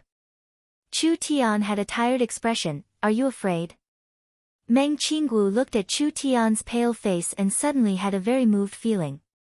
This fellow was usually carefree, but in this critical moment, he was protecting her with his life, not giving up until the last moment. "If you're not afraid, then what would I be afraid of? At worst we'll just die together. Young miss, please take this and hold it tightly." Chu Tian placed a sword sheath into Meng Qinggu's hand. Without waiting for her to speak, he took the initiative to ask, "I actually have a question I want to ask you." Meng Qinggu had a stunned expression as she said, "What do you want to ask?" Chu Tian seriously said, "Ying once told me that the man the young miss likes has to be an indomitable hero or a great sage that saves the country. Do you think I'm that kind of person?" "What meaning is there in asking this?" "Of course there is a meaning. Quickly tell me, let me be a ghost that understands." Alright, alright. You are, that's fine. But there's no chance, we're all going to die."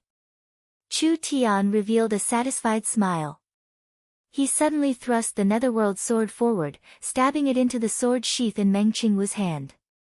He pushed the rest of his spirit energy in and the energy exploded in the water. That strong force directly pushed Meng Qinggu's body. No! Meng Qinggu was pushed by the netherworld sword and flew into the air, landing on the shore.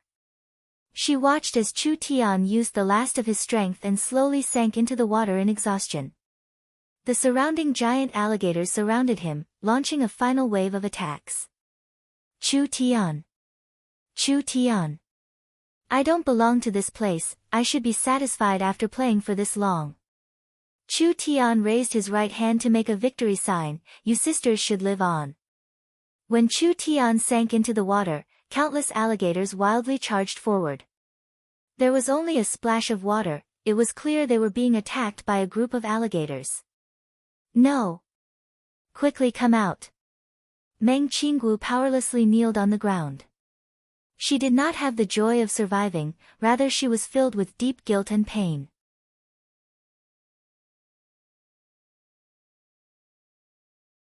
Chapter 327. When the crocodiles were about to tear Chu Tian to pieces, a ripple appeared in the lake and a strong pressure covered the surface of the lake. The giant crocodiles were filled with incomparable fear.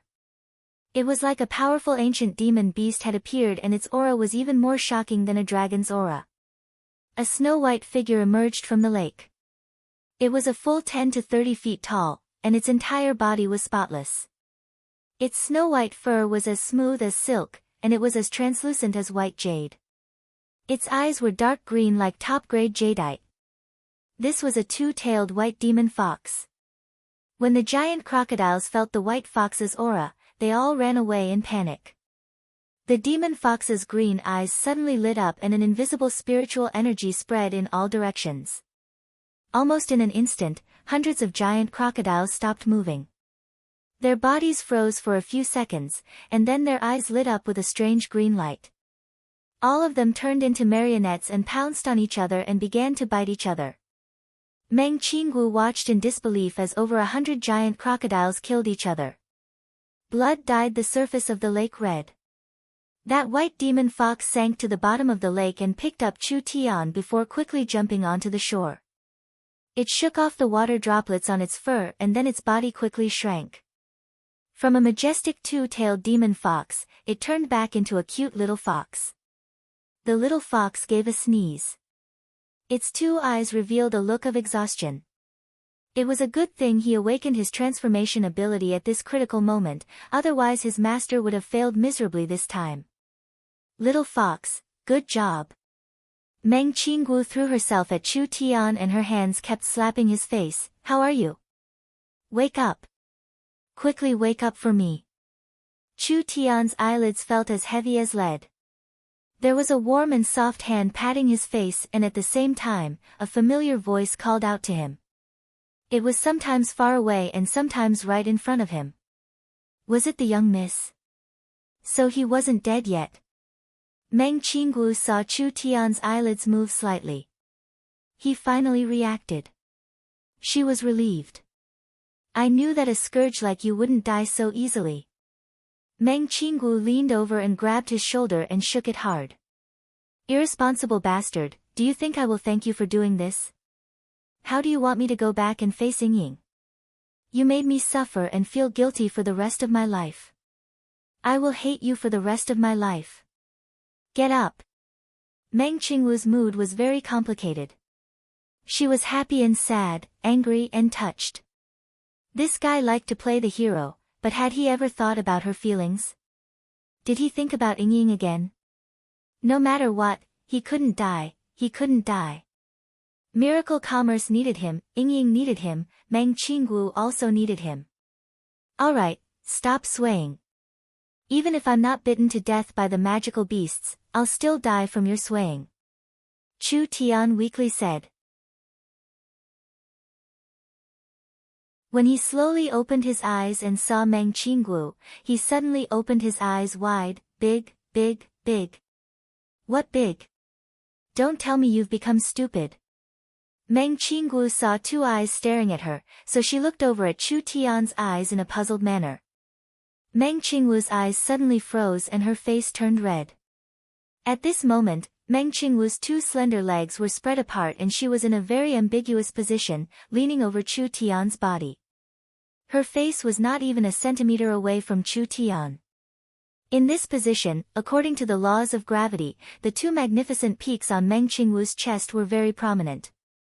Looking down from her collar, one could see everything. A drop of water fell down from Meng Qingwu's slender white neck, flowing down to her snow-white peaks before finally falling into a bottomless ravine. Several strands of black hair fell down, contrasting against her milky white skin. Ah! Meng Qingwu was startled and wanted to stand up, but she used too much force and felt a splitting pain in her right leg. Probably because it affected her wound, Meng Qingwu fell back down again. Chu Tian felt as if two towering mountains were pressing down on his chest, almost forcing his soul out. Two soft and fragrant lips were right on his mouth. Little Fox immediately covered her eyes. Meng Qingwu's beautiful eyes widened, and Chu Tian's face was full of disbelief. Damn, my chastity. No way, I didn't know that this miss was such a fierce woman. Just because I saved her life, she took the initiative to give me a kiss and hug. Is she going to repay me with her body? If I don't respond to Miss's behavior, I wouldn't be a man. Chu Tian took the opportunity to hug Miss and give her a fierce bite. Meng Qingwu's mind instantly went blank. She subconsciously didn't resist, or perhaps there was an unspeakable excitement and anticipation in her heart. Miss, you're too despicable. You actually took advantage of me when I was weak and used this kind of forceful method to steal my first kiss.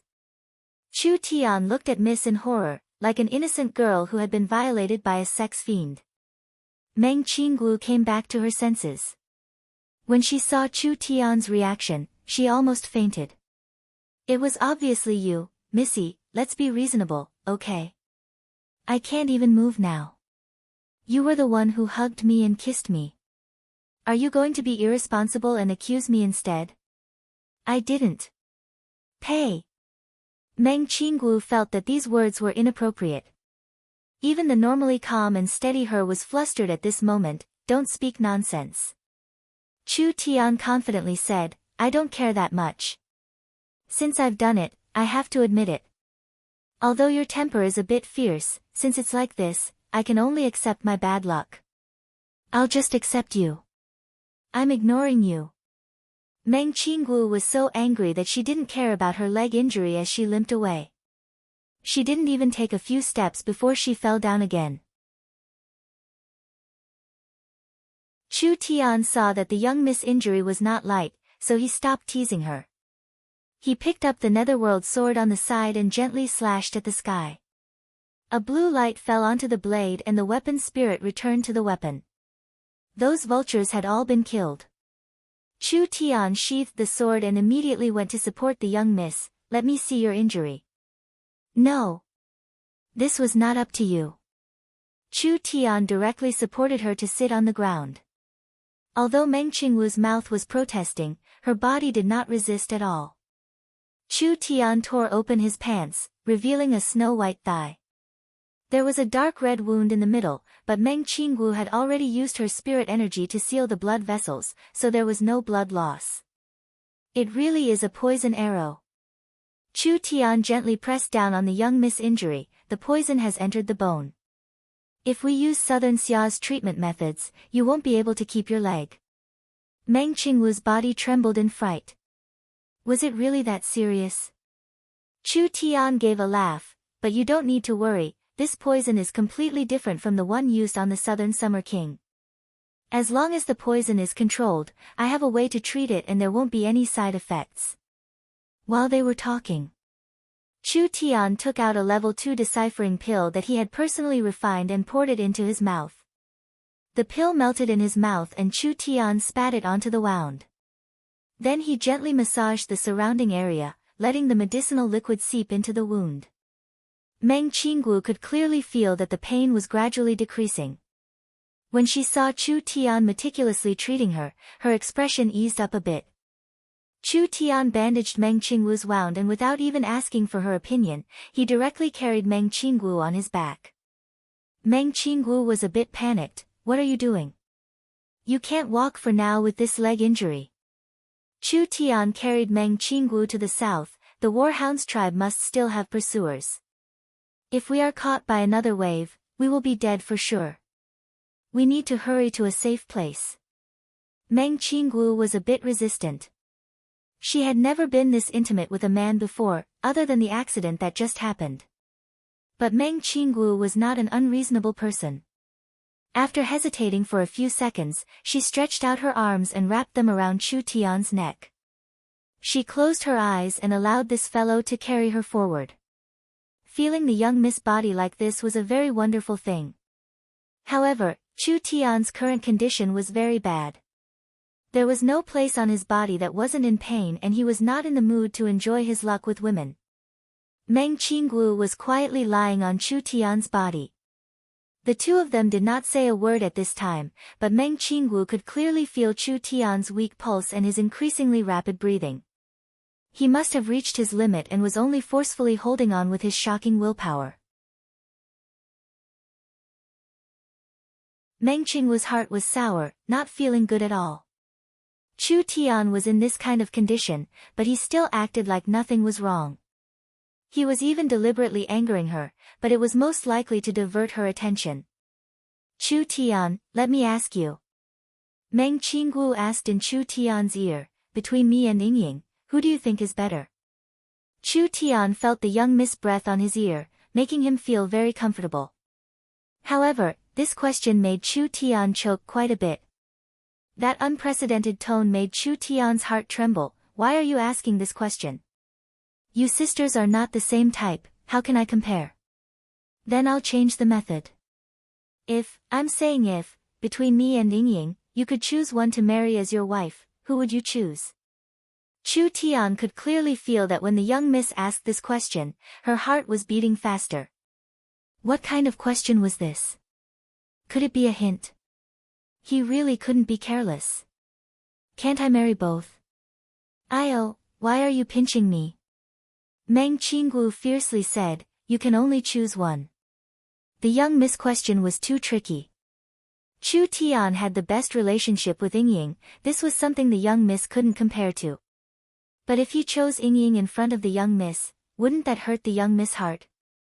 Women were very complicated creatures, no matter how contradictory they were, deep in their hearts, they would want to choose her. But if he chose the young miss, wouldn't he be letting down Yingying? The young miss loved her little sisters so much, she would most likely express her opinion.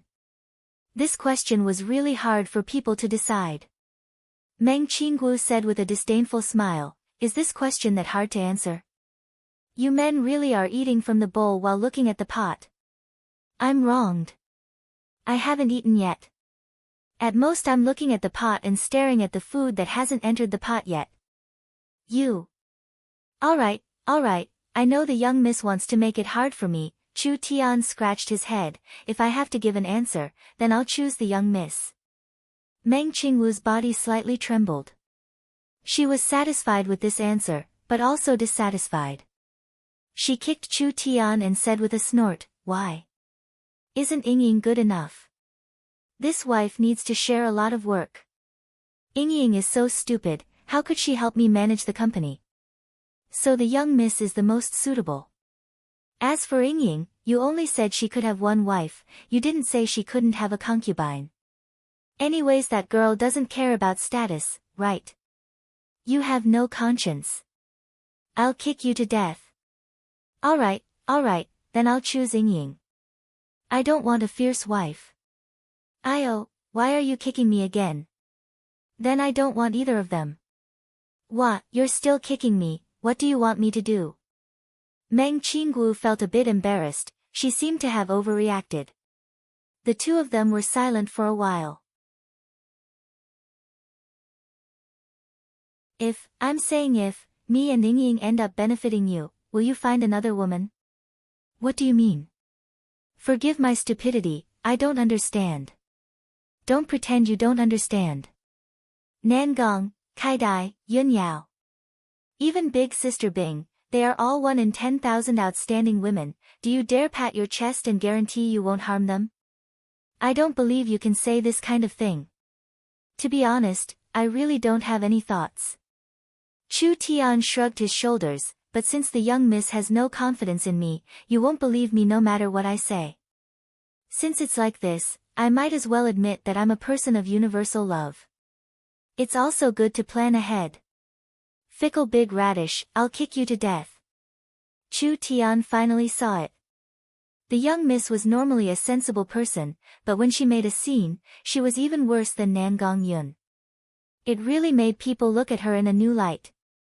Anyways, on the way here, Chu Tian's butt was almost swollen from being kicked. But playing with the young miss, Chu Tian felt much more relaxed.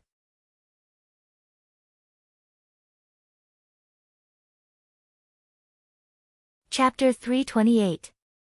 The two of them walked noisily until dusk. The prairie at night was filled with danger and the two of them were injured. For safety's sake, they found a safe little forest to rest in. Chu Tian swallowed a few more pills and began to heal his injuries. As expected, he was in a terrible state. Because he had overused his strength, he had damaged many of his meridians, and because he had overdrawn his strength during the battle, his vitality had been damaged. This was the most serious injury Chu Tian had suffered since he arrived in this era. He wouldn't be able to recover even after 10-15 days. The most troublesome thing was that if it wasn't treated in time, there would be repercussions that would cause irreparable damage to his body.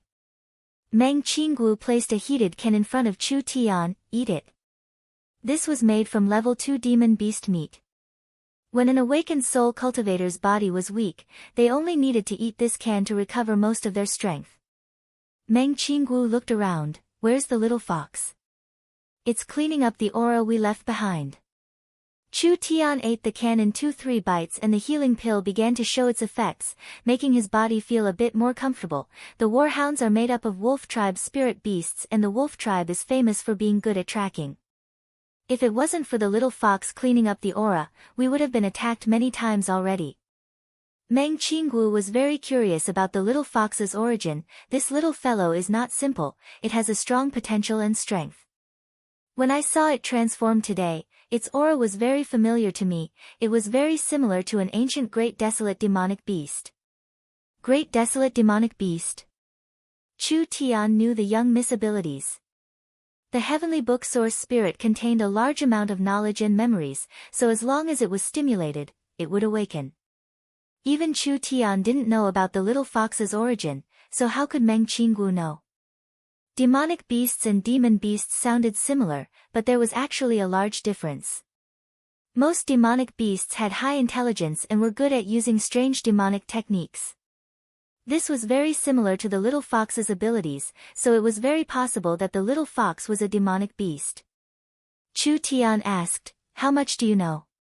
"Not too much, the inherited memories in my source spirit don't have much information on this." Meng Qinggu pondered for a few minutes and said, legend has it that in the early days of the primordial chaos, there was a kind of primordial demon race that coexisted with gods and demons. Among these demon race leaders, there was a most famous and powerful existence. It was unpredictable, but its original body was a nine-tailed demon fox. Nine-tailed demon fox.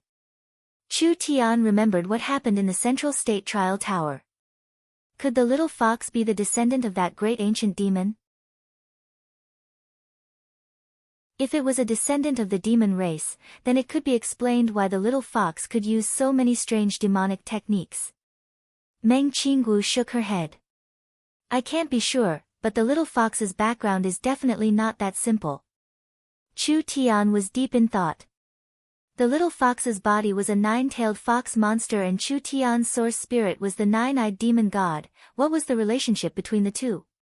Was it a coincidence that they met? 9 was the extreme number, it represented supremacy.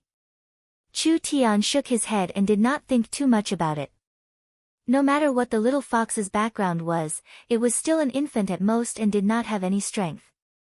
The great ancient demon beasts had an incomparably long lifespan and it would take tens of thousands of years to reach adulthood.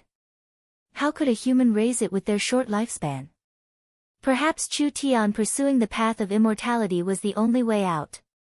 In the silent night, the darkness stretched as far as the eye could see.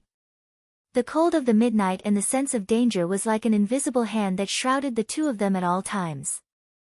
Meng Qinggu was worried about the war hounds, but she was even more afraid of the demon beasts hunting on the prairies, so she did not dare sleep. At this time, a hand patted Meng Qinggu's shoulder. Don't worry, the little fox is nearby. If anything approaches, it will not be able to escape the little fox's vigilance, so you can rest in peace. Meng Qinggu was indeed very tired. She gently leaned against Chu Tian's shoulder and closed her eyes to fall asleep. Chu Tian continued to heal his injuries.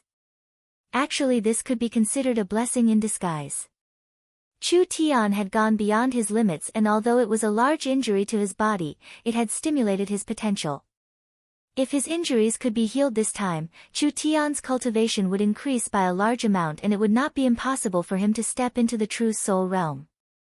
When there was a glimmer of light in the eastern sky, Chu Tian came out of his meditative state. After taking a few saint pills with him, although they couldn't completely repair his injuries, they were able to greatly alleviate them. At the very least, his overdrawn spirit energy would recover a bit and he would be able to fight, no longer needing to worry about the demon beasts of the prairie. Meng Qinggu was leaning against his shoulder, breathing evenly, already dead asleep. He gently pushed Meng Qinggu. Young miss, it's almost dawn, wake up. At this moment, Meng Qinggu's entire body was leaning against Chu Tian's body and her two hands were tightly holding onto Chu Tian's arm. Her beautiful face was covered in dirt, but it did not lose any of its charm and instead became even more charming. The young Miss Beauty could be described as 360 degrees without any blind spots. Ah! Meng Qinggu woke up with a start, feeling a little embarrassed. She originally wanted to rest for a while, but just by leaning on Chu Tian's body, his aura made her feel peaceful, and she actually unknowingly fell asleep. What was going on? Meng Qinggu couldn't help but have goosebumps. She had always been an independent and sharp person since she was young. Furthermore, Meng Qinggu's vigilance was very heavy. Other than her younger sister, she would always have a trace of basic vigilance in her heart. Even if she was sleeping at home, it was impossible for her to sleep so deeply. Could it be that deep in her heart, she already had a deep trust in the fellow in front of her? This feeling made Meng Qinggu feel a bit conflicted and confused, not knowing what to do. Let's quickly leave. Chu Tian did not pay attention to the young Miss' complex psychological changes.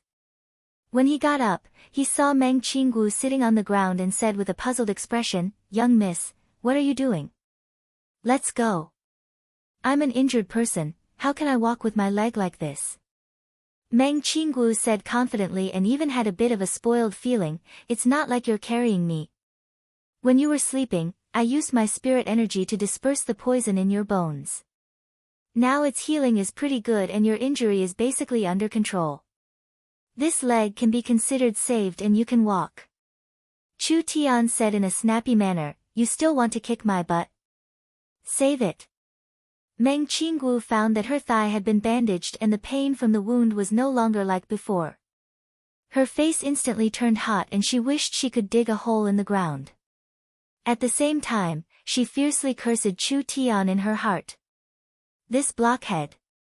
Letting you carry me was letting you take advantage of me, but you actually refused? Angering me to death. The fox led the way as the two of them headed towards the south. After one or two life and death experiences, the young miss had opened up her heart and the two of them had become much closer. But strangely, the closer they got, the harder it was to see the young miss. This normally dignified, beautiful, cautious, and intelligent female merchant actually had a side that no one knew about. Sometimes she was bold, sometimes she was cute, and sometimes she was emotional. This woman, it was really hard to understand. The facts proved that the adjustment last night was correct. The two of them had recovered quite well, so their speed had increased. After several hours of rushing, they were less than 500 miles away from Imperial City. This place was already within Imperial City's sphere of influence, so it was relatively safe. Those pursuers riding vultures should not be able to catch up. Chu Tian looked into the distance. There are Imperial City patrols nearby or Imperial City scouts. As long as we can find someone, we can get a fast horse or a beast carriage. Then it will be much easier. The young miss gave a sigh, I hope so. This kind of high-speed movement consumes spirit energy and physical strength. Physical strength was very precious right now, so it was best to save as much as possible. It was best to have a fast horse. But when the two of them were about to let out a sigh of relief, the little fox suddenly cried out in alarm, Gee, gee. A loud sound came from the sky, just like a thunderclap. There was nothing in the sky before, but now there was a giant blue hawk. It was around 20 feet long and 40 feet wide. Each feather seemed like it was carved from blue crystals and there were arcs of lightning around it. This was clearly a very strong demon beast. Be careful. Chu Tian suddenly jumped onto Meng Qinggu beside him. A bolt of lightning flashed across the ground, creating a giant scorch mark. When the two of them felt this power, their hearts filled with fear. This Thunder Hawk's strength was at least in the peak 9th awakened soul layer. The little fox bared its teeth and its originally black eyes suddenly turned a demonic green. Its small body suddenly swelled and it instantly turned into a 20-foot-tall demonic fox. After the little fox transformed, the demonic green light in its eyes became even stronger. The Thunder Hawk in the sky gave a painful cry and a green light appeared in the depths of the hawk's eyes. The green light quickly expanded and finally covered the entire pupil. Gee! The Thunder Eagle beast let out a sharp cry and suddenly calmed down from its anxious state. Its thoughts had clearly been controlled by the little fox, but the Thunder Eagle beast was too strong. Although the little fox could control it, it was very hard to control its movements, so the Thunder Eagle beast seemed to be frozen. Interesting, interesting. This Thunder Hawk is at least in the peak 9th awakened soul layer. To be able to control its thoughts, your spirit beast is not simple. Meng Qinggu now found that there was a spirit beast standing on the back of the Thunder Hawk. This person had a tall and sturdy figure, with a simple black blade in his hand. His body was filled with a strong power that seemed like it came from the netherworld. Nether Flame Blade Malam. The War Hounds tribe's true spirit expert. His arrival was like a messenger from Nether Prison, making people tremble in fear. Malam was not in a rush to make a move and looked at them with a ridiculing gaze. Your aura hiding skills are not bad, making this sir search for an entire night. If it wasn't for you revealing your tracks this morning, even I would not have been able to find you. Wasting this much of my time, have you thought about what price you should pay?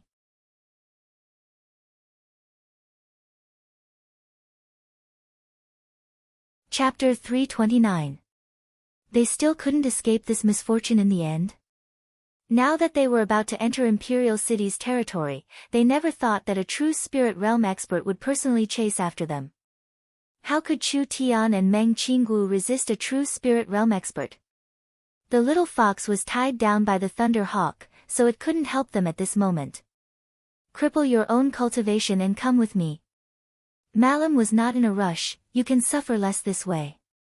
Chu Tian considered the situation in front of him, I can go with you, but you have to let her go. You can't. Meng Qinggu quickly said, Chu Tian, you can't go with them. Chu Tian of course did not want to mix with these warhounds fellows, but the current situation was not good for the two of them. They could only think of a way to deal with it first. At least they could keep their little lives and find a way to escape later. Prisoners of war do not have the qualifications to talk about conditions. What if I still have a bargaining chip in my hand? Bargaining chip? Ha, ha, ha. Is it because of the power contained in your body?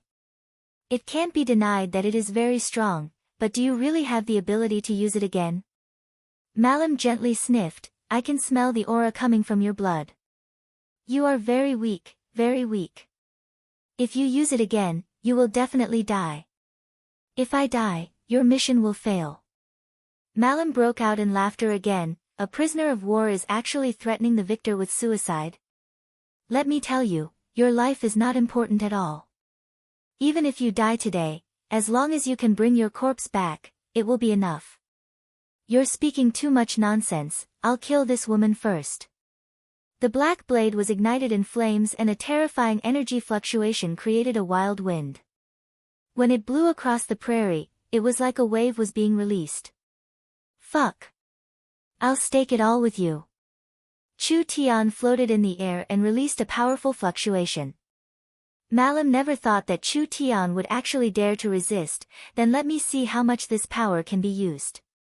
Nether flames.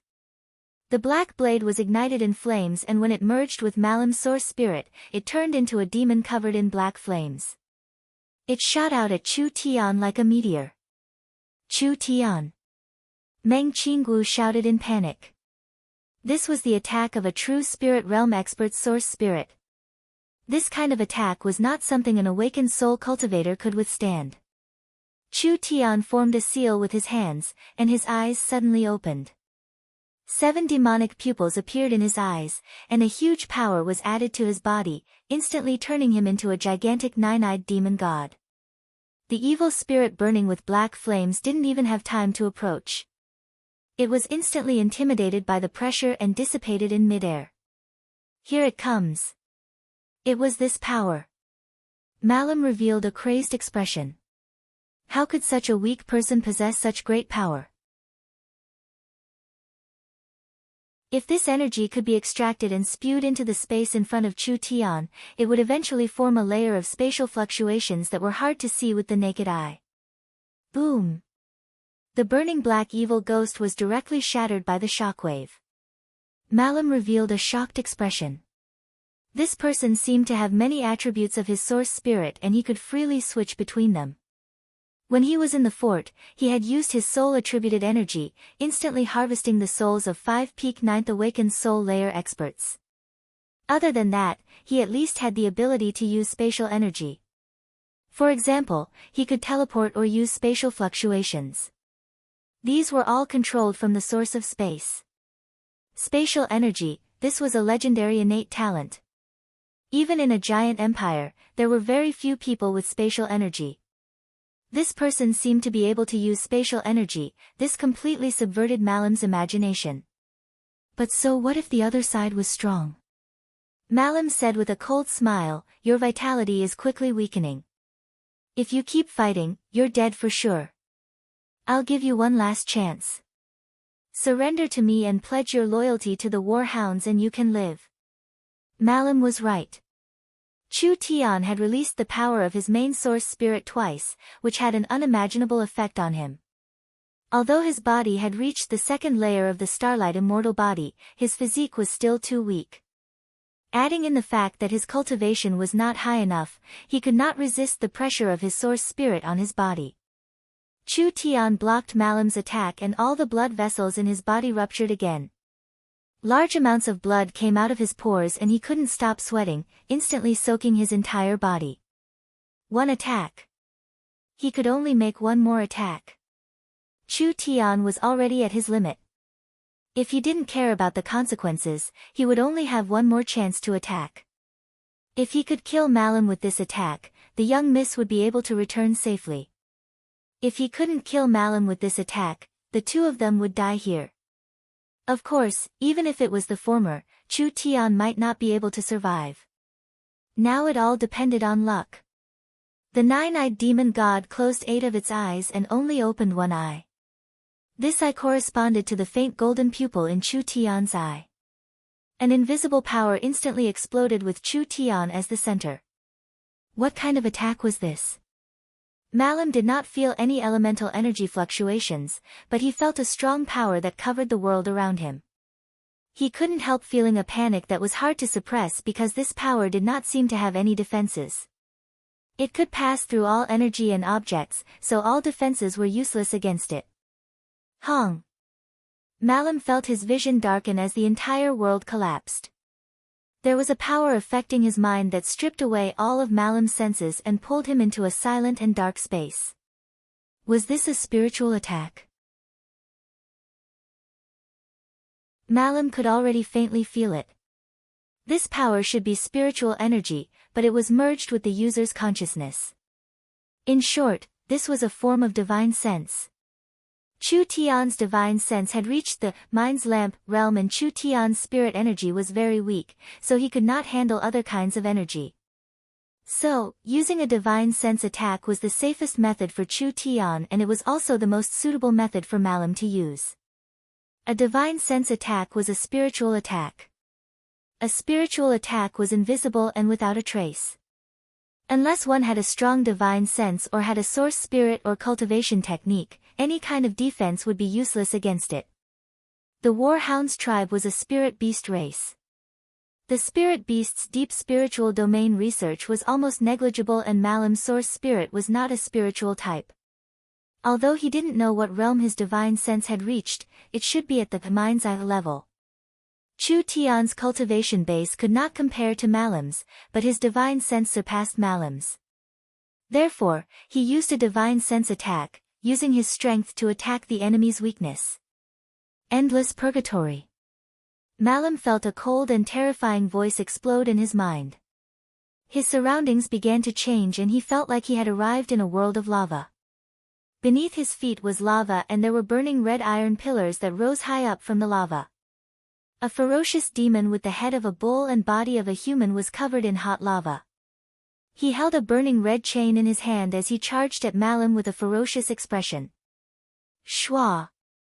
The chains in the ox-headed demon's hands instantly shot out and bound Malum's body. The flames attached to the chains made Malum feel an indescribable pain.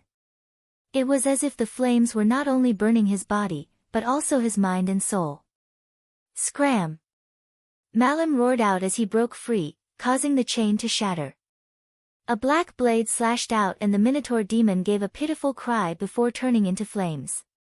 You want to kill me with this kind of insignificant skill? Before Malum's voice fell, several outlines appeared around the lava lake. They were all terrifying demons with bull heads and human bodies. These monsters slowly rose up from the lava lake, each one holding a flaming iron lock in their hands. Malum felt like he was in a trance.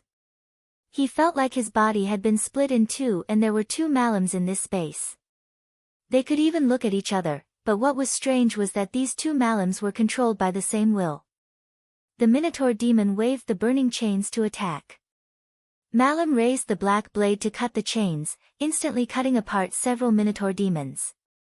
What Malum never thought was that his other body would be hit by the chains and that unbearable pain instantly spread through his body and spirit. How could this be? Malum had two bodies in this space and both bodies had their senses, but his consciousness was still the same, so the two bodies were not divided. It was like Malum's left and right hand being controlled by his consciousness. In other words, if Malum protected his left hand and his right hand was injured, Malum would still feel intense pain. Damn it! What kind of evil technique was this? Malam controlled two bodies to repel the Minotaur demons at the same time. The third wave of Minotaur demons appeared. What made Malam feel fear and despair was that the number of Minotaur demons kept increasing and Malam's bodies kept increasing. When the third wave began, there were 18 Minotaur demons and Malam's bodies had become 3. A normal person's consciousness could only control one body. Now that his consciousness was connected to 3 bodies, Malam's control over his body became very stiff and he often made mistakes in his control. The worst part was that if any body was attacked, it would cause unimaginable pain. If all 3 bodies were attacked at the same time, Malam's consciousness would suffer 3 times the pain.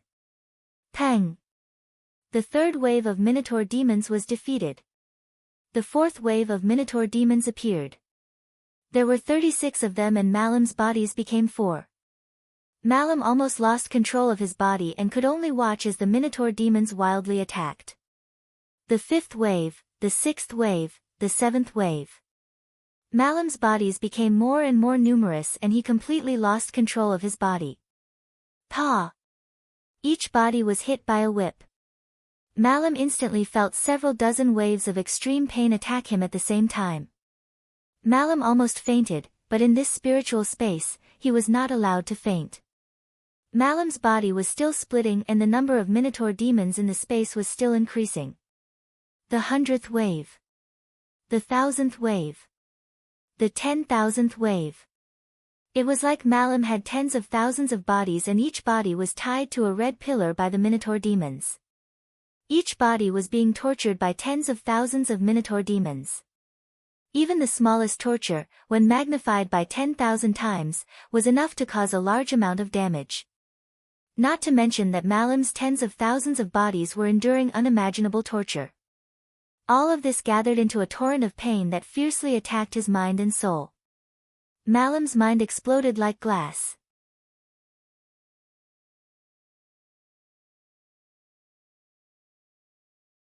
Chapter 330. This kind of attack had never been heard of before. The endless duplication of pain, the endless creation of torture, when the unbearable mental torture was magnified by 10,000 times, then the instant impact on the spirit, this was like a monstrous wave, slamming heavily on the weak dam, the result was almost no suspense. Malam was perhaps a warrior with extremely strong willpower. Only, the mental torture was enough to collapse any warrior, not to mention multiplying it by 10,000 times. Even the strongest warrior in the world would die from a mental breakdown after receiving such a terrifying attack. Even if they survived, they would most likely become crazy. This was endless purgatory.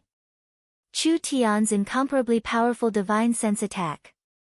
That pain and torture continued to attack the mental dam, causing his entire mental structure to collapse. When Malam's consciousness was about to collapse, the purgatory-like spiritual world popped like a bubble. The 9-eyed demon god's power disappeared.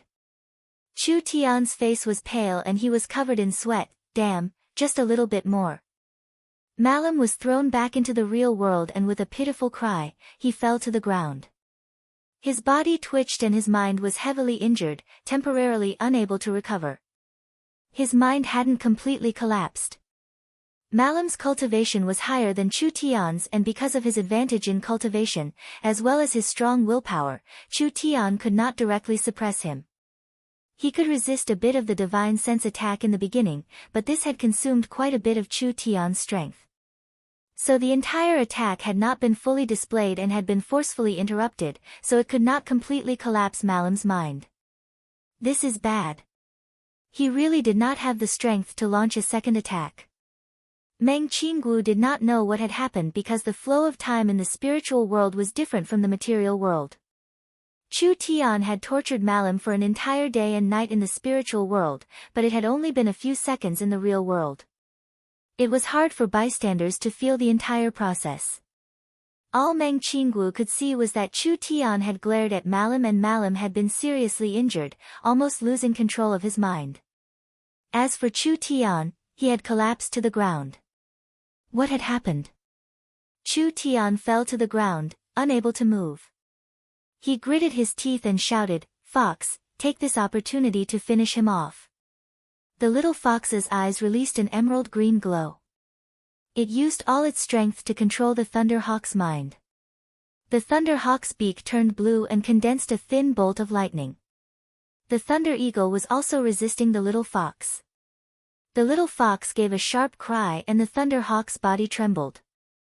The little fox's divine sense completely penetrated the Thunder Hawk's mind, and the Thunder Hawk was finally controlled by the little fox, letting out a clear cry. Damn! Damn it! Malam's entire body was trembling and he couldn't even pick up his blade. My body. Ah! I will kill you. I'm going to kill you. Now, Chu Tian was unconscious. Malam had suffered a serious mental injury and it was very difficult to recover from mental injuries. The severe side effects would most likely follow him for the rest of his life, but at the very least, Malam was still alive after receiving such a fierce attack. On the other hand, Chu Tian was unable to resist because he had used too much strength. You all have to die. Malam's body trembled as he knelt down. His eyes seemed like they couldn't focus as he shook his head. His eyes were red as he gave a low roar like a wild beast as he reached out to pick up the blade on the ground. Hell nether flames. The trembling blade released a surging flame that spread indiscriminately in all directions. Malam clearly didn't have a way to accurately attack, so he could only use his true spirit realm cultivation to attack over a large area, killing everyone at once. The Thunder Eagle let out a sharp cry as it swooped down. A streak of lightning struck Malam's body and instantly sent Malam flying, heavily landing on the ground. He did not hold on to the long blade and it flew several dozen meters away. Hong! A black fire dragon swept across the ground in an instant, creating a deep scar that was startling to the eye. Malam stood up with a roar of unwillingness. When the Thunder Hawk swooped down with its claws, he used his bare hand to block it. Half of his body was pushed into the ground and the Thunder Hawk flapped its wings, wanting to fly away. Malam released his spirit energy with a roar and a terrifying power locked onto the Thunder Hawk's body, slamming it into the ground. He wanted to tear the Thunder Hawk in half. The little fox was anxious. If the Thunder Hawk was killed, there really wouldn't be any other way. The little fox did not have a strong body and its demonic techniques only had summoning and control abilities.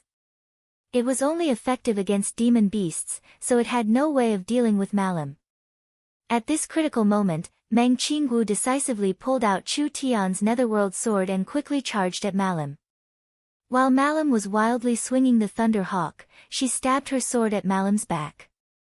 Dang! Meng Qinggu was sent flying 4-5 meters with spirit energy. She felt a sharp pain in her wrist like her joints were sprained. No! The other side was too strong. Even if he was delirious, she couldn't easily injure him. The little fox found a magazine beside Chu Tian and it immediately went to pick it up. This was a magazine filled with blood-stained steel needles. The little fox bit out the needles and swallowed them before waving its claws at Meng Qinggu. Meng Qinggu nodded. The little fox spat out several blood-stained steel needles and each one was covered in a demonic technique. They shot at Malam at a speed close to the speed of sound. Malam was delirious right now. How could he distinguish this kind of attack? He didn't even maintain his protective spirit energy and all the needles landed on Malam's divine sense. There were even 2 needles that directly stabbed into his eyes. Ah! Malam wildly roared as he randomly swept out with his claws, creating 5 deep claw marks in the grass. This was an attack from a true spirit realm expert, so if he was hit, he would die without a doubt. However, Malam was delirious, so it was hard for him to accurately hit Meng Qinggu. Meng Qinggu had to take this risk. She raised Chu Tian's netherworld sword and looked at Malam. There was only one chance, so she had to succeed. At this time, the netherworld sword began to glow. A faint blue and white flame covered the sword blade. Meng Qinggu was very surprised. This sword had lent its power to her, but Meng Qinggu was clearly not the netherworld sword's master. This was the difference between the netherworld sword and a normal soul-contracting weapon. A normal soul contracting weapon spirit did not have a high ability to think, but the netherworld sword's weapon spirit already had its own consciousness. So when Meng Qinggu picked up the sword, the weapon spirit, netherworld, would decide whether or not to resist. Now that Chu Tian had fainted from his heavy injuries, Meng Qinggu had to kill the spirit beast to save her master's life. Therefore, the netherworld sword did not resist Meng Qinggu, rather it took the initiative to increase the might of this attack. Meng Qinggu took out all her spirit energy and suddenly jumped forward. The sword blade left a blue and white trail as it slashed at Malam's neck, directly cutting off Malam's head. Blood sprayed out. This Warhound's tribe's peak expert had died in the hands of the weak and innate battle talent Meng Qinggu in the end. Meng Qinggu never thought that she would have the chance to kill a true spirit realm expert. The little fox let out a sigh of relief. Its little life was finally saved. Meng Qinggu searched Malam's body a few times and found a small delicate bag. Meng Qinggu could feel a faint spatial energy in the bag, so it should be a spatial item, which was a storage bag. Although it only had 5 cubic meters of space, it was still a spatial item. Meng Qinggu didn't have time to see what was inside. She casually took Malam's black long blade and returned to Chu Tian's side. She laid down on his chest and listened. His heartbeat was slow and weak, but he shouldn't be dead. Meng Qinggu was not clear on how serious Chu Tian's injuries were, but it should not be good. Meng Qinggu carried Chu Tian on her back as she headed in the direction of Imperial City with gritted teeth. Yesterday Chu Tian carried her and today it was her turn to carry Chu Tian. The two of them were truly a pair of enemies. But Meng Qinggu did not go too far. Around several dozen kilometers away, she found a southern Xia sentry post. When Chu Tian showed his identity, the sentry captain brought out a beast carriage and personally sent the two of them back to Imperial City. Imperial City was already in chaos. The great scholar Gu Qianqiu had brought the news of the front lines falling a day earlier than Chu Tian and Meng Qinggu. Gu Qianqiu was also heavily injured when he returned to Imperial City. Because many people had personally witnessed it, the news could not be blocked at all, causing many people to panic. In just a short day, several thousand soldiers had escaped from the front lines. The news these people brought back shocked the citizens of Imperial City. The Fang King had led the Warhound's army to attack the front lines and the entire defensive line had collapsed. The Southern Summer King who was patrolling had been assassinated by the traitor Wang Tianlong. Two large pieces of bad news had arrived at the same time. The entire Imperial City was not prepared for this at all. Now that the calm martial ruler was away, the Tsang state battlefield was in a stalemate. Even if the calm martial ruler received the news, he wouldn't be able to come back in time. Even if Imperial City had 400,000 soldiers and 2,000 Griffin Knights, could they stop the Warhound's army? When the Southern Summer King fell, he appointed the calm martial ruler, Dongfang Gan, as the next king. Perhaps even the Southern Summer King did not think that the situation in Southern Xia would deteriorate to this degree. The Warhound's army had broken through the defensive line in a single day and were now heading towards Imperial Xia City. There would be a large battle in just a few days. Whether it was the leaders of the country or the military, they were all empty. The entire country was in a state of panic and the situation was very dangerous. At this time, Miracle Commerce's Meng Qinggu had brought Chu Tian back. Meng Qinggu was a famous person in Imperial City and was even called the #1 beauty in Southern Summer. This time, Chu Tian and Meng Qinggu had gone with the Southern Summer King to inspect the defensive line, so when the Warhounds broke through, the two of them were most likely dead. No one would have thought that Meng Qinggu would actually come back alive. Meng Qinggu had come back alive, but she did not look relaxed at all. Her snow-white clothes were covered in mud and blood, her hair was messy, and her face was haggard and weak. She was limping as she walked, it was clear that her leg was injured. Chu Tian's situation was even worse.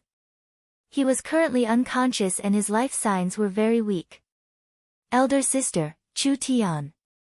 Meng Yingying, Nan Gongyun, and the others had been worried for an entire day in Imperial City.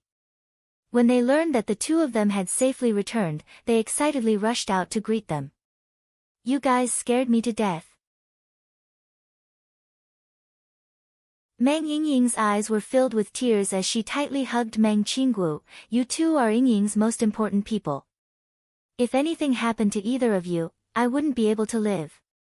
Meng Qinggu patted Meng Yingying's back and also let out a sigh of relief.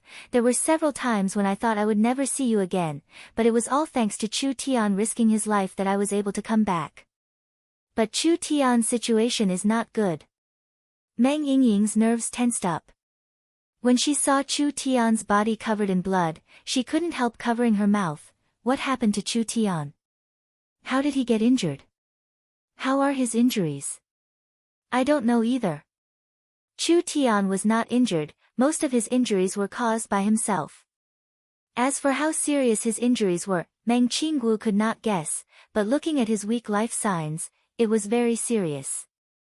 "Then what are you still doing here?" Nangong Yun came over and carried Chu Tian. "Yingying, quickly go to the research institute and call out those old men. Let them take a look at Chu Tian."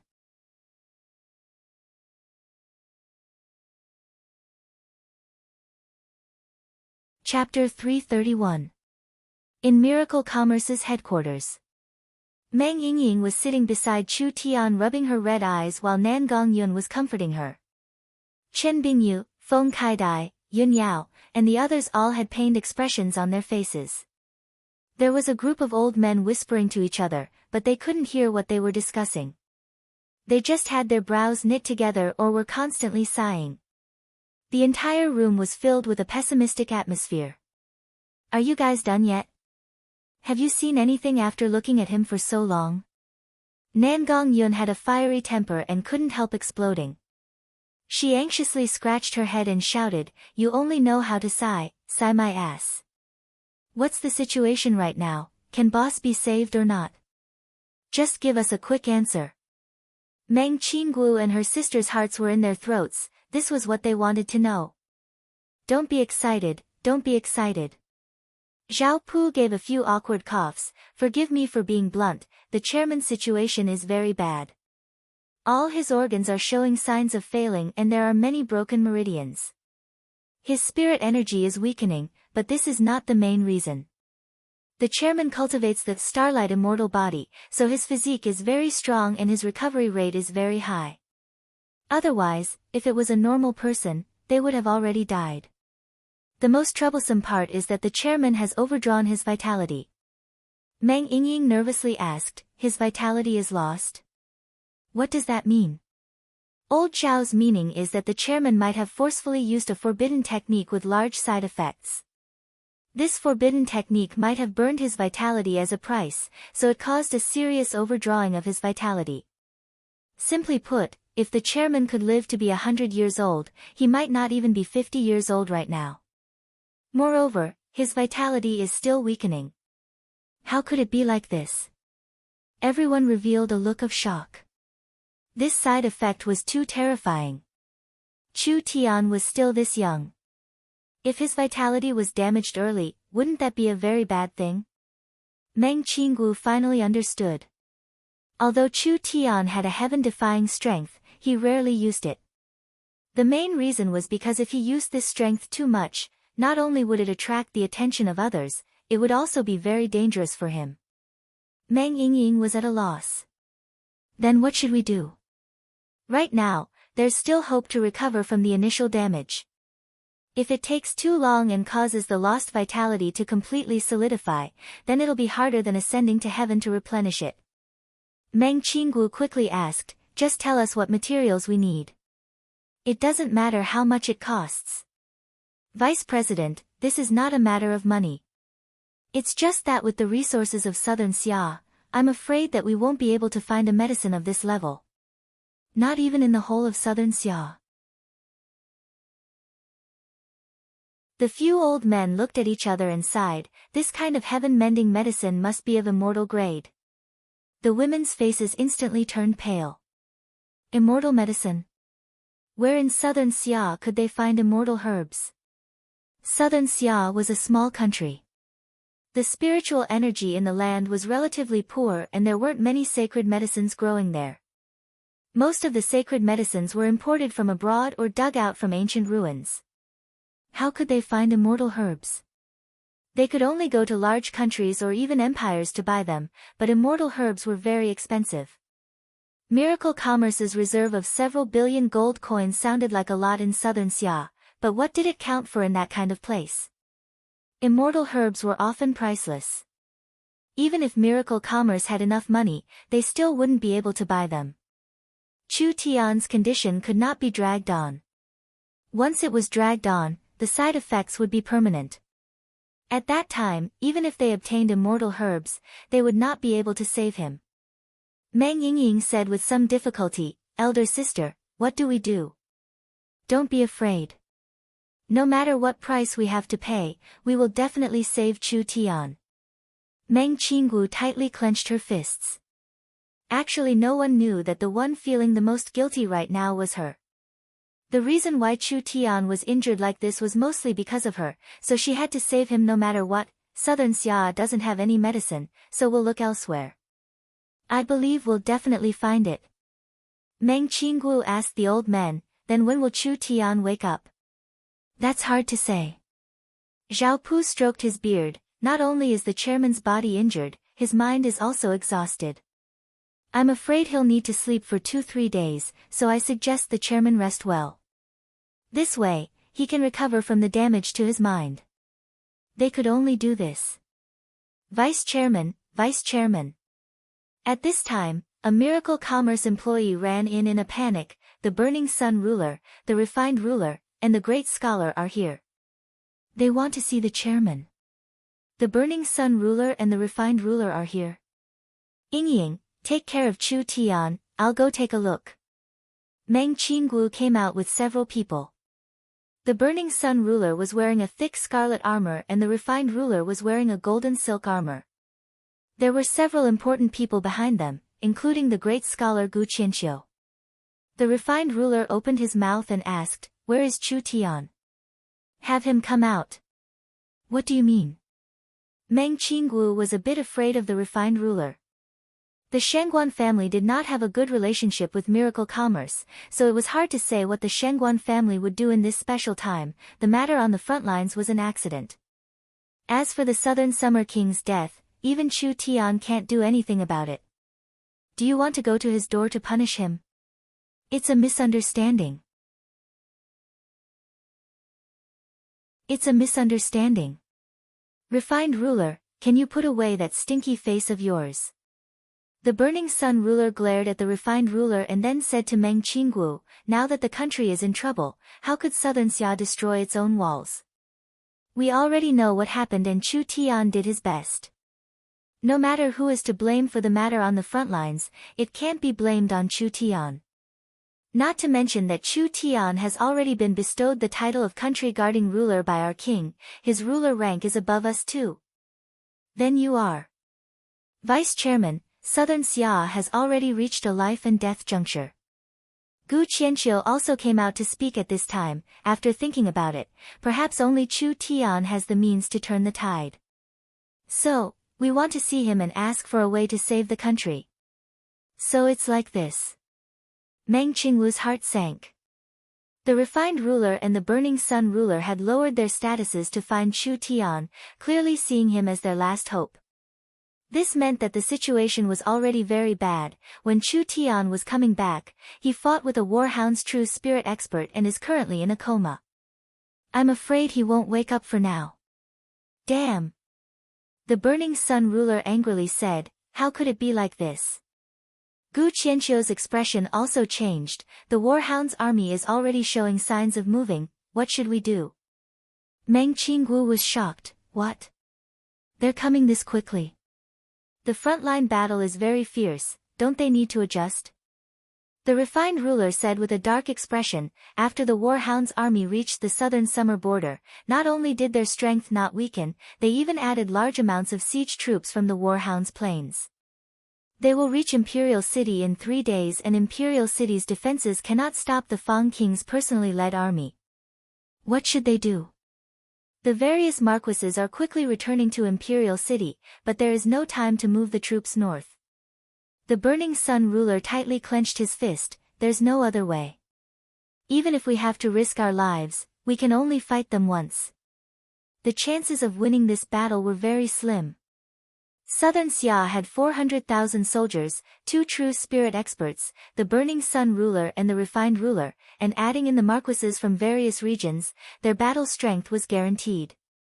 But in a normal clash of strength, Southern Xia would lose without a doubt, so they came to ask Chu Tian for help. They hoped that Chu Tian could find 1 or 2 strange moves for Southern Xia. Meng Qinggu never thought it would be this coincidental. Chu Tian would not wake up for a while, so who else had the ability to save Southern Xia other than him? If the country fell, not only would miracle commerce lose its footing, if they lost miracle commerce, what would they use to exchange for the immortal medicine? The warhound's attack would arrive in an instant, so they couldn't escape this calamity. But how should they deal with it? If it was Chu Tian, what would he do? Chu Tian could always think of a way to turn the tide, there was nothing that could stump him. The reason why they were in such a sorry state at the frontline fortress was because Chu Tian did not know anything and lacked information. Otherwise, with Chu Tian's style and ability, even the powerful warhound's kingdom would not have made him suffer such a large loss. Meng Qinggu felt a wave of powerlessness. She did not have Chu Tian, he was at most an outstanding merchant, he could not do anything big at all. Wait a minute. I got it. Imperial City did not have a chance of winning. The calm martial ruler had secretly built a weapon factory outside the city, there were at least 10,000 source energy weapons. If these source energy weapons were taken out to equip the soldiers, it would increase the defensive power of the army by a large amount. Meng Qinggu immediately told this idea to the Burning Sun ruler and the Refined ruler. The two of them were very shocked. Imperial City actually stored this many source energy weapons? Even the two of them did not know about this matter. The Southern Summer King had truly hidden it too well. Gu Qianqiu also said, if there were enough source energy weapons, this battle might not be impossible. Only the Imperial City's source energy factory has only been built for a short period of time, so at most there are 10,000 source energy weapons. Although they can be used in battle, it will be hard to turn the tide. Just the source energy weapons aren't enough, do we need to prepare something else? What is it? Wait a minute. Meng Qinggu returned to her room and took out a communication device, immediately contacting the Central State Yun sect. Vice Chairman, is that you? Yun Tianhe's voice came from the communication device. I heard that something big has happened in the Imperial region. Shen Fengho quickly left Central State 2 nights ago. What is the situation over there? Time is pressing, it's not the time to talk about this. Meng Qinggu did not want to explain in detail. Has the Yun sect produced any results on the source energy bomb they have been researching? It's done, but it hasn't reached the chairman's requirements yet. Meng Qinggu felt a glimmer of hope. Use the image transferring mirror to send the relevant technology over. This technology is related to the fate of Imperial City, you have to be fast. Alright. Yun Tianhe understood Imperial City's current situation, I'll immediately send it over. Wait a minute, I haven't finished. What else do you have to say? Immediately contact the giant shark gang's boss Yu and have the fleet head north to Tsang State. If something happens to Imperial City, they can help us retreat to the south. Even if the worst happens and we can't escape Imperial City, they can at least help the calm martial ruler and protect the last elite army for the southern summer country. Yun Tianhe was very shocked. Could the situation in Imperial City have worsened to this degree? Meng Qinggu was not as impulsive as Chu Tian, she was very cautious in everything she did, so she had prepared an escape route ahead of time. If Imperial City couldn't be defended, Miracle Commerce's only chance of survival would be on the water route. The warhounds lived on the prairies and were mainly ground cavalry. If they could retreat to the water route, it would not be easy for them to chase after them. That's right, there's one more thing. Meng Qinggu would not forget the most important thing: activate all the Miracle Commerce radio stations and send out a purchase message to the entire country. What do you need?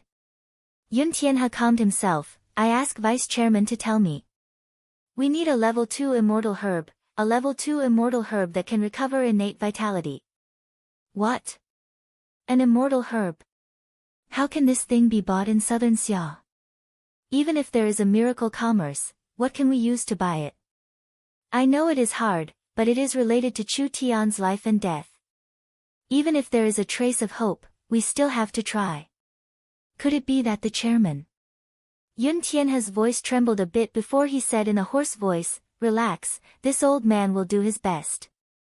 In the face of Miracle Commerce's life and death, I'll leave everything to you." Meng Qinggu gave a long sigh after ending the call. She could only do this much right now. As for the final result, it was not something Meng Qinggu could predict.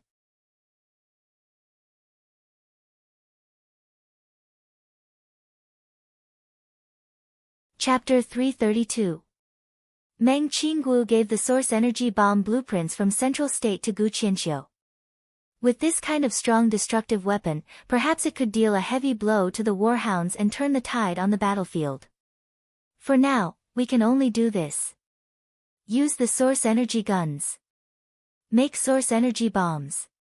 The source energy weapons were top secret and the Burning Sun ruler and the refined ruler knew very little about them. Of course it was impossible for them to completely hide it with their statuses. At least the two of them had investigated Chu Tian and knew that Chu Tian had a weapon factory in Central State, but they didn't know the specifics of the source energy weapons. Now that the Southern Summer King was dead and the calm martial ruler couldn't come back, Southern Xia was in danger of being destroyed. All the resources and strength they had to be used at this time. So with Gu Qianqiu's strong support, the two rulers decided to bypass the king's ban and forcefully open the source energy weapon factory. Meng Qinggu personally checked the source energy weapon factory's inventory. There were around 14,000 source energy pistols, 2,000 source energy submachine guns, 50,000 magazines for the pistols, and 10,000 magazines for the source energy submachine guns. The energy magazines were all shipped from Central State and were not made in the Imperial region, so there weren't many of them. It was already too late to ship them. These magazines should be able to last for a while. The source energy pistols could kill early awakened soul cultivators or low-level 2 demon beasts, but they were slow and their range couldn't compare to long-range weapons like bows and arrows, so they could only be used in close combat. The refined ruler suggested, there aren't many source energy weapons, so it's impossible to fully equip them. We can only use them to counter them. From the information from the front lines, the Warhound's trump card army is a wolf cavalry army. The demonic wolves are very agile and have very fast reactions, so it is hard to injure them with a rain of arrows. This source energy weapon is suitable to counter them in close combat. The Burning Sun ruler suggested, the Nangong family's Wild Flame army is one of the best heavy armored infantry in southern Xia. They are stronger than the southern state barbarians and can block the charge of the demonic wolf cavalry. If they are equipped with source energy pistols, they can form a strong resistance. That makes sense. The two rulers decided to equip the 10,000 source energy pistols with the Wild Flame heavy infantry and an additional 500 submachine guns to increase their firepower. This infantry group was personally commanded by the Burning Sun ruler, so they had strong close combat abilities. Now that they had these weapons, naturally their strength would increase by a large amount. Gu Qianqiu suggested, there are still 2,000 source energy submachine guns left. This old man recommends equipping them to the Royal Griffin Knights. The Griffin Knights are the strongest army in Imperial City and even in southern Xia. They have the advantage of air suppression and if they have the support of strong submachine guns, they will become a nightmare for the Warhounds. The Griffin Knights had exactly 2,000 men left.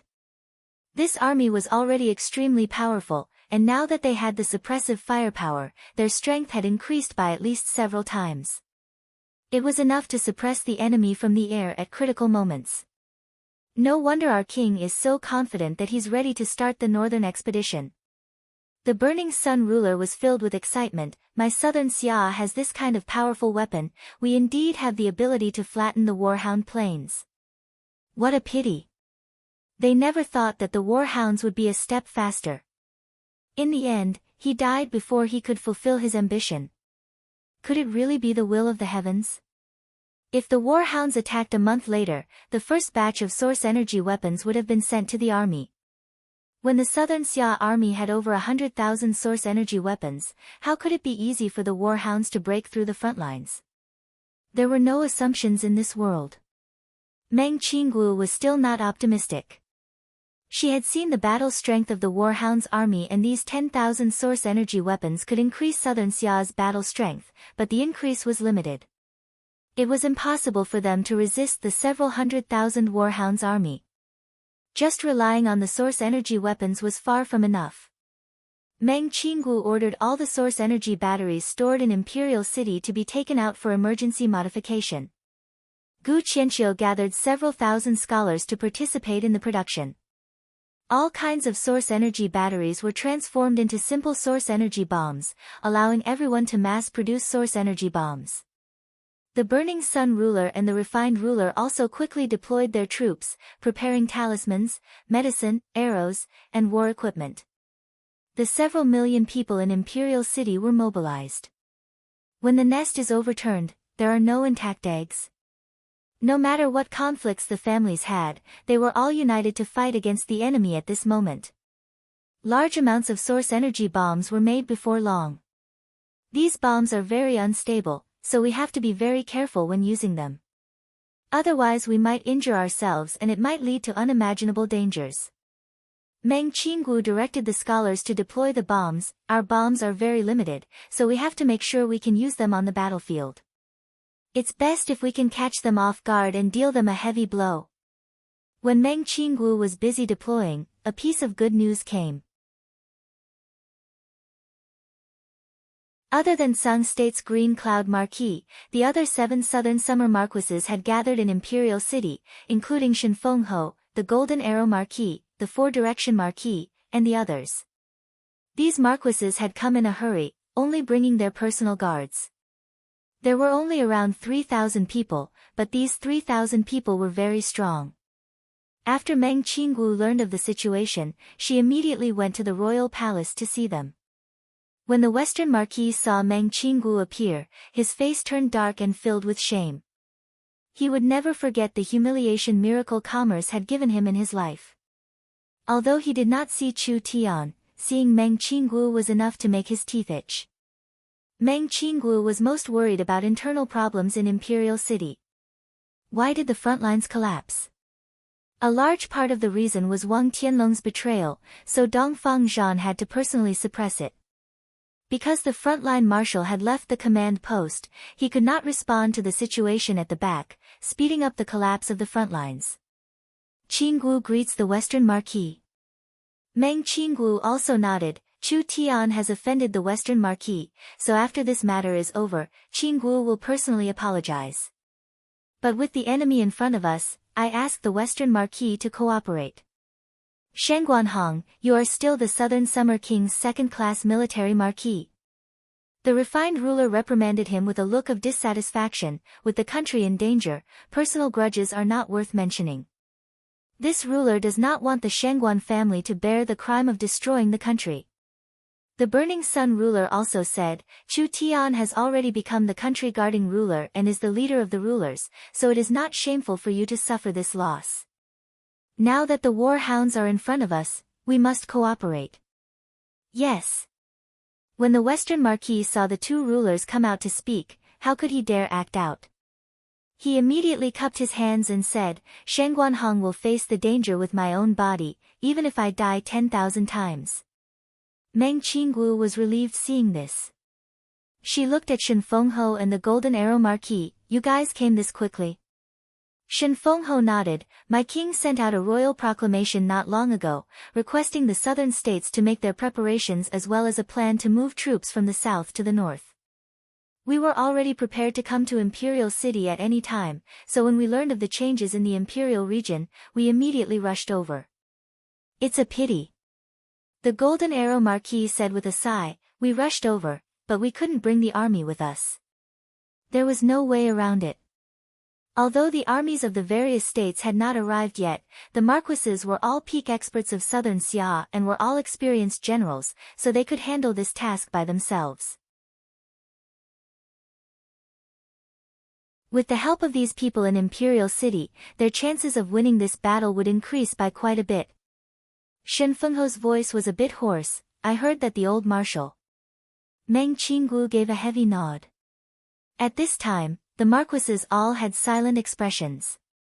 Whether it was Shen Fengho, the Golden Arrow Marquis, the Western Marquis, or the other marquises, as long as they were in front of Dongfang Zhan, they would all respectfully call him the marshal. This was because they had more or less worked under Dongfang Zhan before, so they all admired Dongfang Zhan's character. The pillar of the country had collapsed. How could they not sigh? What is the current situation? The Greenwood Marquis said, "How should we fight?" Meng Qinggu had already done her best. The source energy guns and the source energy bombs, these two things could greatly increase the chances of Imperial City's defense. However, the final result of Imperial City was not something that Meng Qinggu could predict. She could only leave it to fate. Meng Qinggu was a merchant, so she had no experience in analyzing the battlefield. She only knew that the Warhound's army was very strong, so how they would defend would depend on these people. The calm martial ruler was not here and the burning sun ruler had the highest rank in the army, so he was in charge of the defense. From now on, the entire city will be under military control and all food will be distributed. The citizens of the city will not be allowed to leave and the mercenaries will be used to fight. The Greenwood Marquis, Shen Fengho, you will be in charge of the southern defenses. The Golden Arrow Marquis, Western Peace Marquis, you will be in charge of the eastern defenses. The Western Marquis, Far East Marquis, I will leave the western defenses to you. The Refined Ruler and I will be in charge of the northern defenses. The military deployment will be as follows. The southern summer Imperial City was anxiously deploying and the Warhounds were quickly reorganizing, increasing the pace of their advance. This was because the Fang King was very clear that his time was limited. The calm martial ruler's 200,000 cavalry and the Green Cloud Marquis 200,000 cavalry, once they left the Tsang State Plains, these 400,000 highly mobile troops would return to the Imperial region and the Warhounds would fall into a difficult situation. This was a battle of speed. The Fang King had to rush back before the calm martial ruler returned and take down Imperial City. Once they took down Imperial City, Southern Summer would not have the strength to reverse the situation. Finally, the Warhounds' army appeared to the north of Imperial City. The vast Warhounds' army far surpassed their imagination and the Imperial City garrison couldn't help swallowing a mouthful of saliva. The flags were like waves in the sea and there were at least 700,000-800,000 of them. It was no different from when they attacked the front lines. This was strange. It was impossible for an army to increase in numbers as they fought.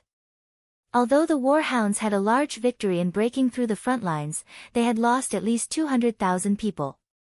Why were there still so many soldiers in their field of vision? The Burning Sun ruler and the Refined ruler found the problem because they recognized many old enemies among the Warhounds' army's flags. From the information they had received, these old Warhounds tribes did not participate in the battle. It was clear that the Warhounds had not completely submitted to the Fang King. There were some old Warhounds tribes that did not participate in the battle. This was most likely a bet between the Fang King and them. As long as they broke through the front lines of southern Xia, these old tribes would submit. If the Fang King was defeated, these old tribes would leave the Fang King and in the end, the Fang King would be the only one left. These old tribes had seen the Fang King's strength, so they had no choice but to accept it. The Fang King's army had gained a very precious air force. From the scale, there were around 20,000 people and they were all riding on vultures. This was a large vulture cavalry and it was clear they were here to fight against the Griffin Knights in Imperial City. This was too hard to believe. An air force of vultures and a demon wolf cavalry. The mounts, soldiers, and equipment of these two armies were all the same. This was clearly something that could only be created with a strong breeding and manufacturing power. The warhound's breeding ability was not bad, but they couldn't create this many high-quality mounts. Moreover, the warhound's equipment manufacturing skills were very simple, so how could they create this kind of army? The Fang King rode a three-headed demon wolf, walking alone in the direction of Imperial City. This is the new Fang King. The Burning Sun ruler felt a pressure coming from the Fang King. This person's cultivation was higher than his by quite a bit, even the calm martial ruler could not compare, so it's a nameless person. Behind the Fang King was a group of Warhound's kingdom experts, including 3-4 true spirit experts who were all old tribe chiefs. Other than that, there was also the Southern Summer rebel Wang Tianlong. The Fang King had sent out his full strength in this battle, preparing to capture Southern Summer's imperial city in a single battle. The difference in strength between the two sides was too large and the fall of Southern Summer was imminent, but the Fang King was not excited at all. Rather, he said with a dark expression, "Malam was killed by the two of you." Who was Malam? The Burning Sun ruler and the Refined ruler were stunned. "It was me who killed him." A sweet girl's voice sounded from the city walls. Meng Qinggu was not wearing her usual white robe, rather she was wearing a silver armor. She was fully armed like a valiant general. Gu Qianqiu was shocked. Chairman Meng actually killed that person. The Burning Sun ruler asked in a strange voice, "What? Could it be that person's background is very big?" "Of course." Gu Qianqiu angrily said, "Malam is the Hellsong tribe's vice-tribe chief and a true spirit cultivator who worked with the rebel Wang Tianlong to kill my king." True spirit cultivator? Everyone was shocked. A weak girl like Meng Qinggu actually personally killed a warhound's true spirit cultivator. This news was too shocking. Just the merit from this head was enough for Meng Qinggu to become a marquis. After all, in all these years, Southern Xia had never killed a warhound's true spirit expert before. Even if a warhound's true spirit expert fell, it would be because of internal strife. The entire warhound's army was thrown into an uproar. Malam actually died in the hands of a weak girl. The Fang King's face was extremely dark and his eyes seemed like they were about to spit fire. You're tuning in to the Blissful Bookshelf YouTube channel.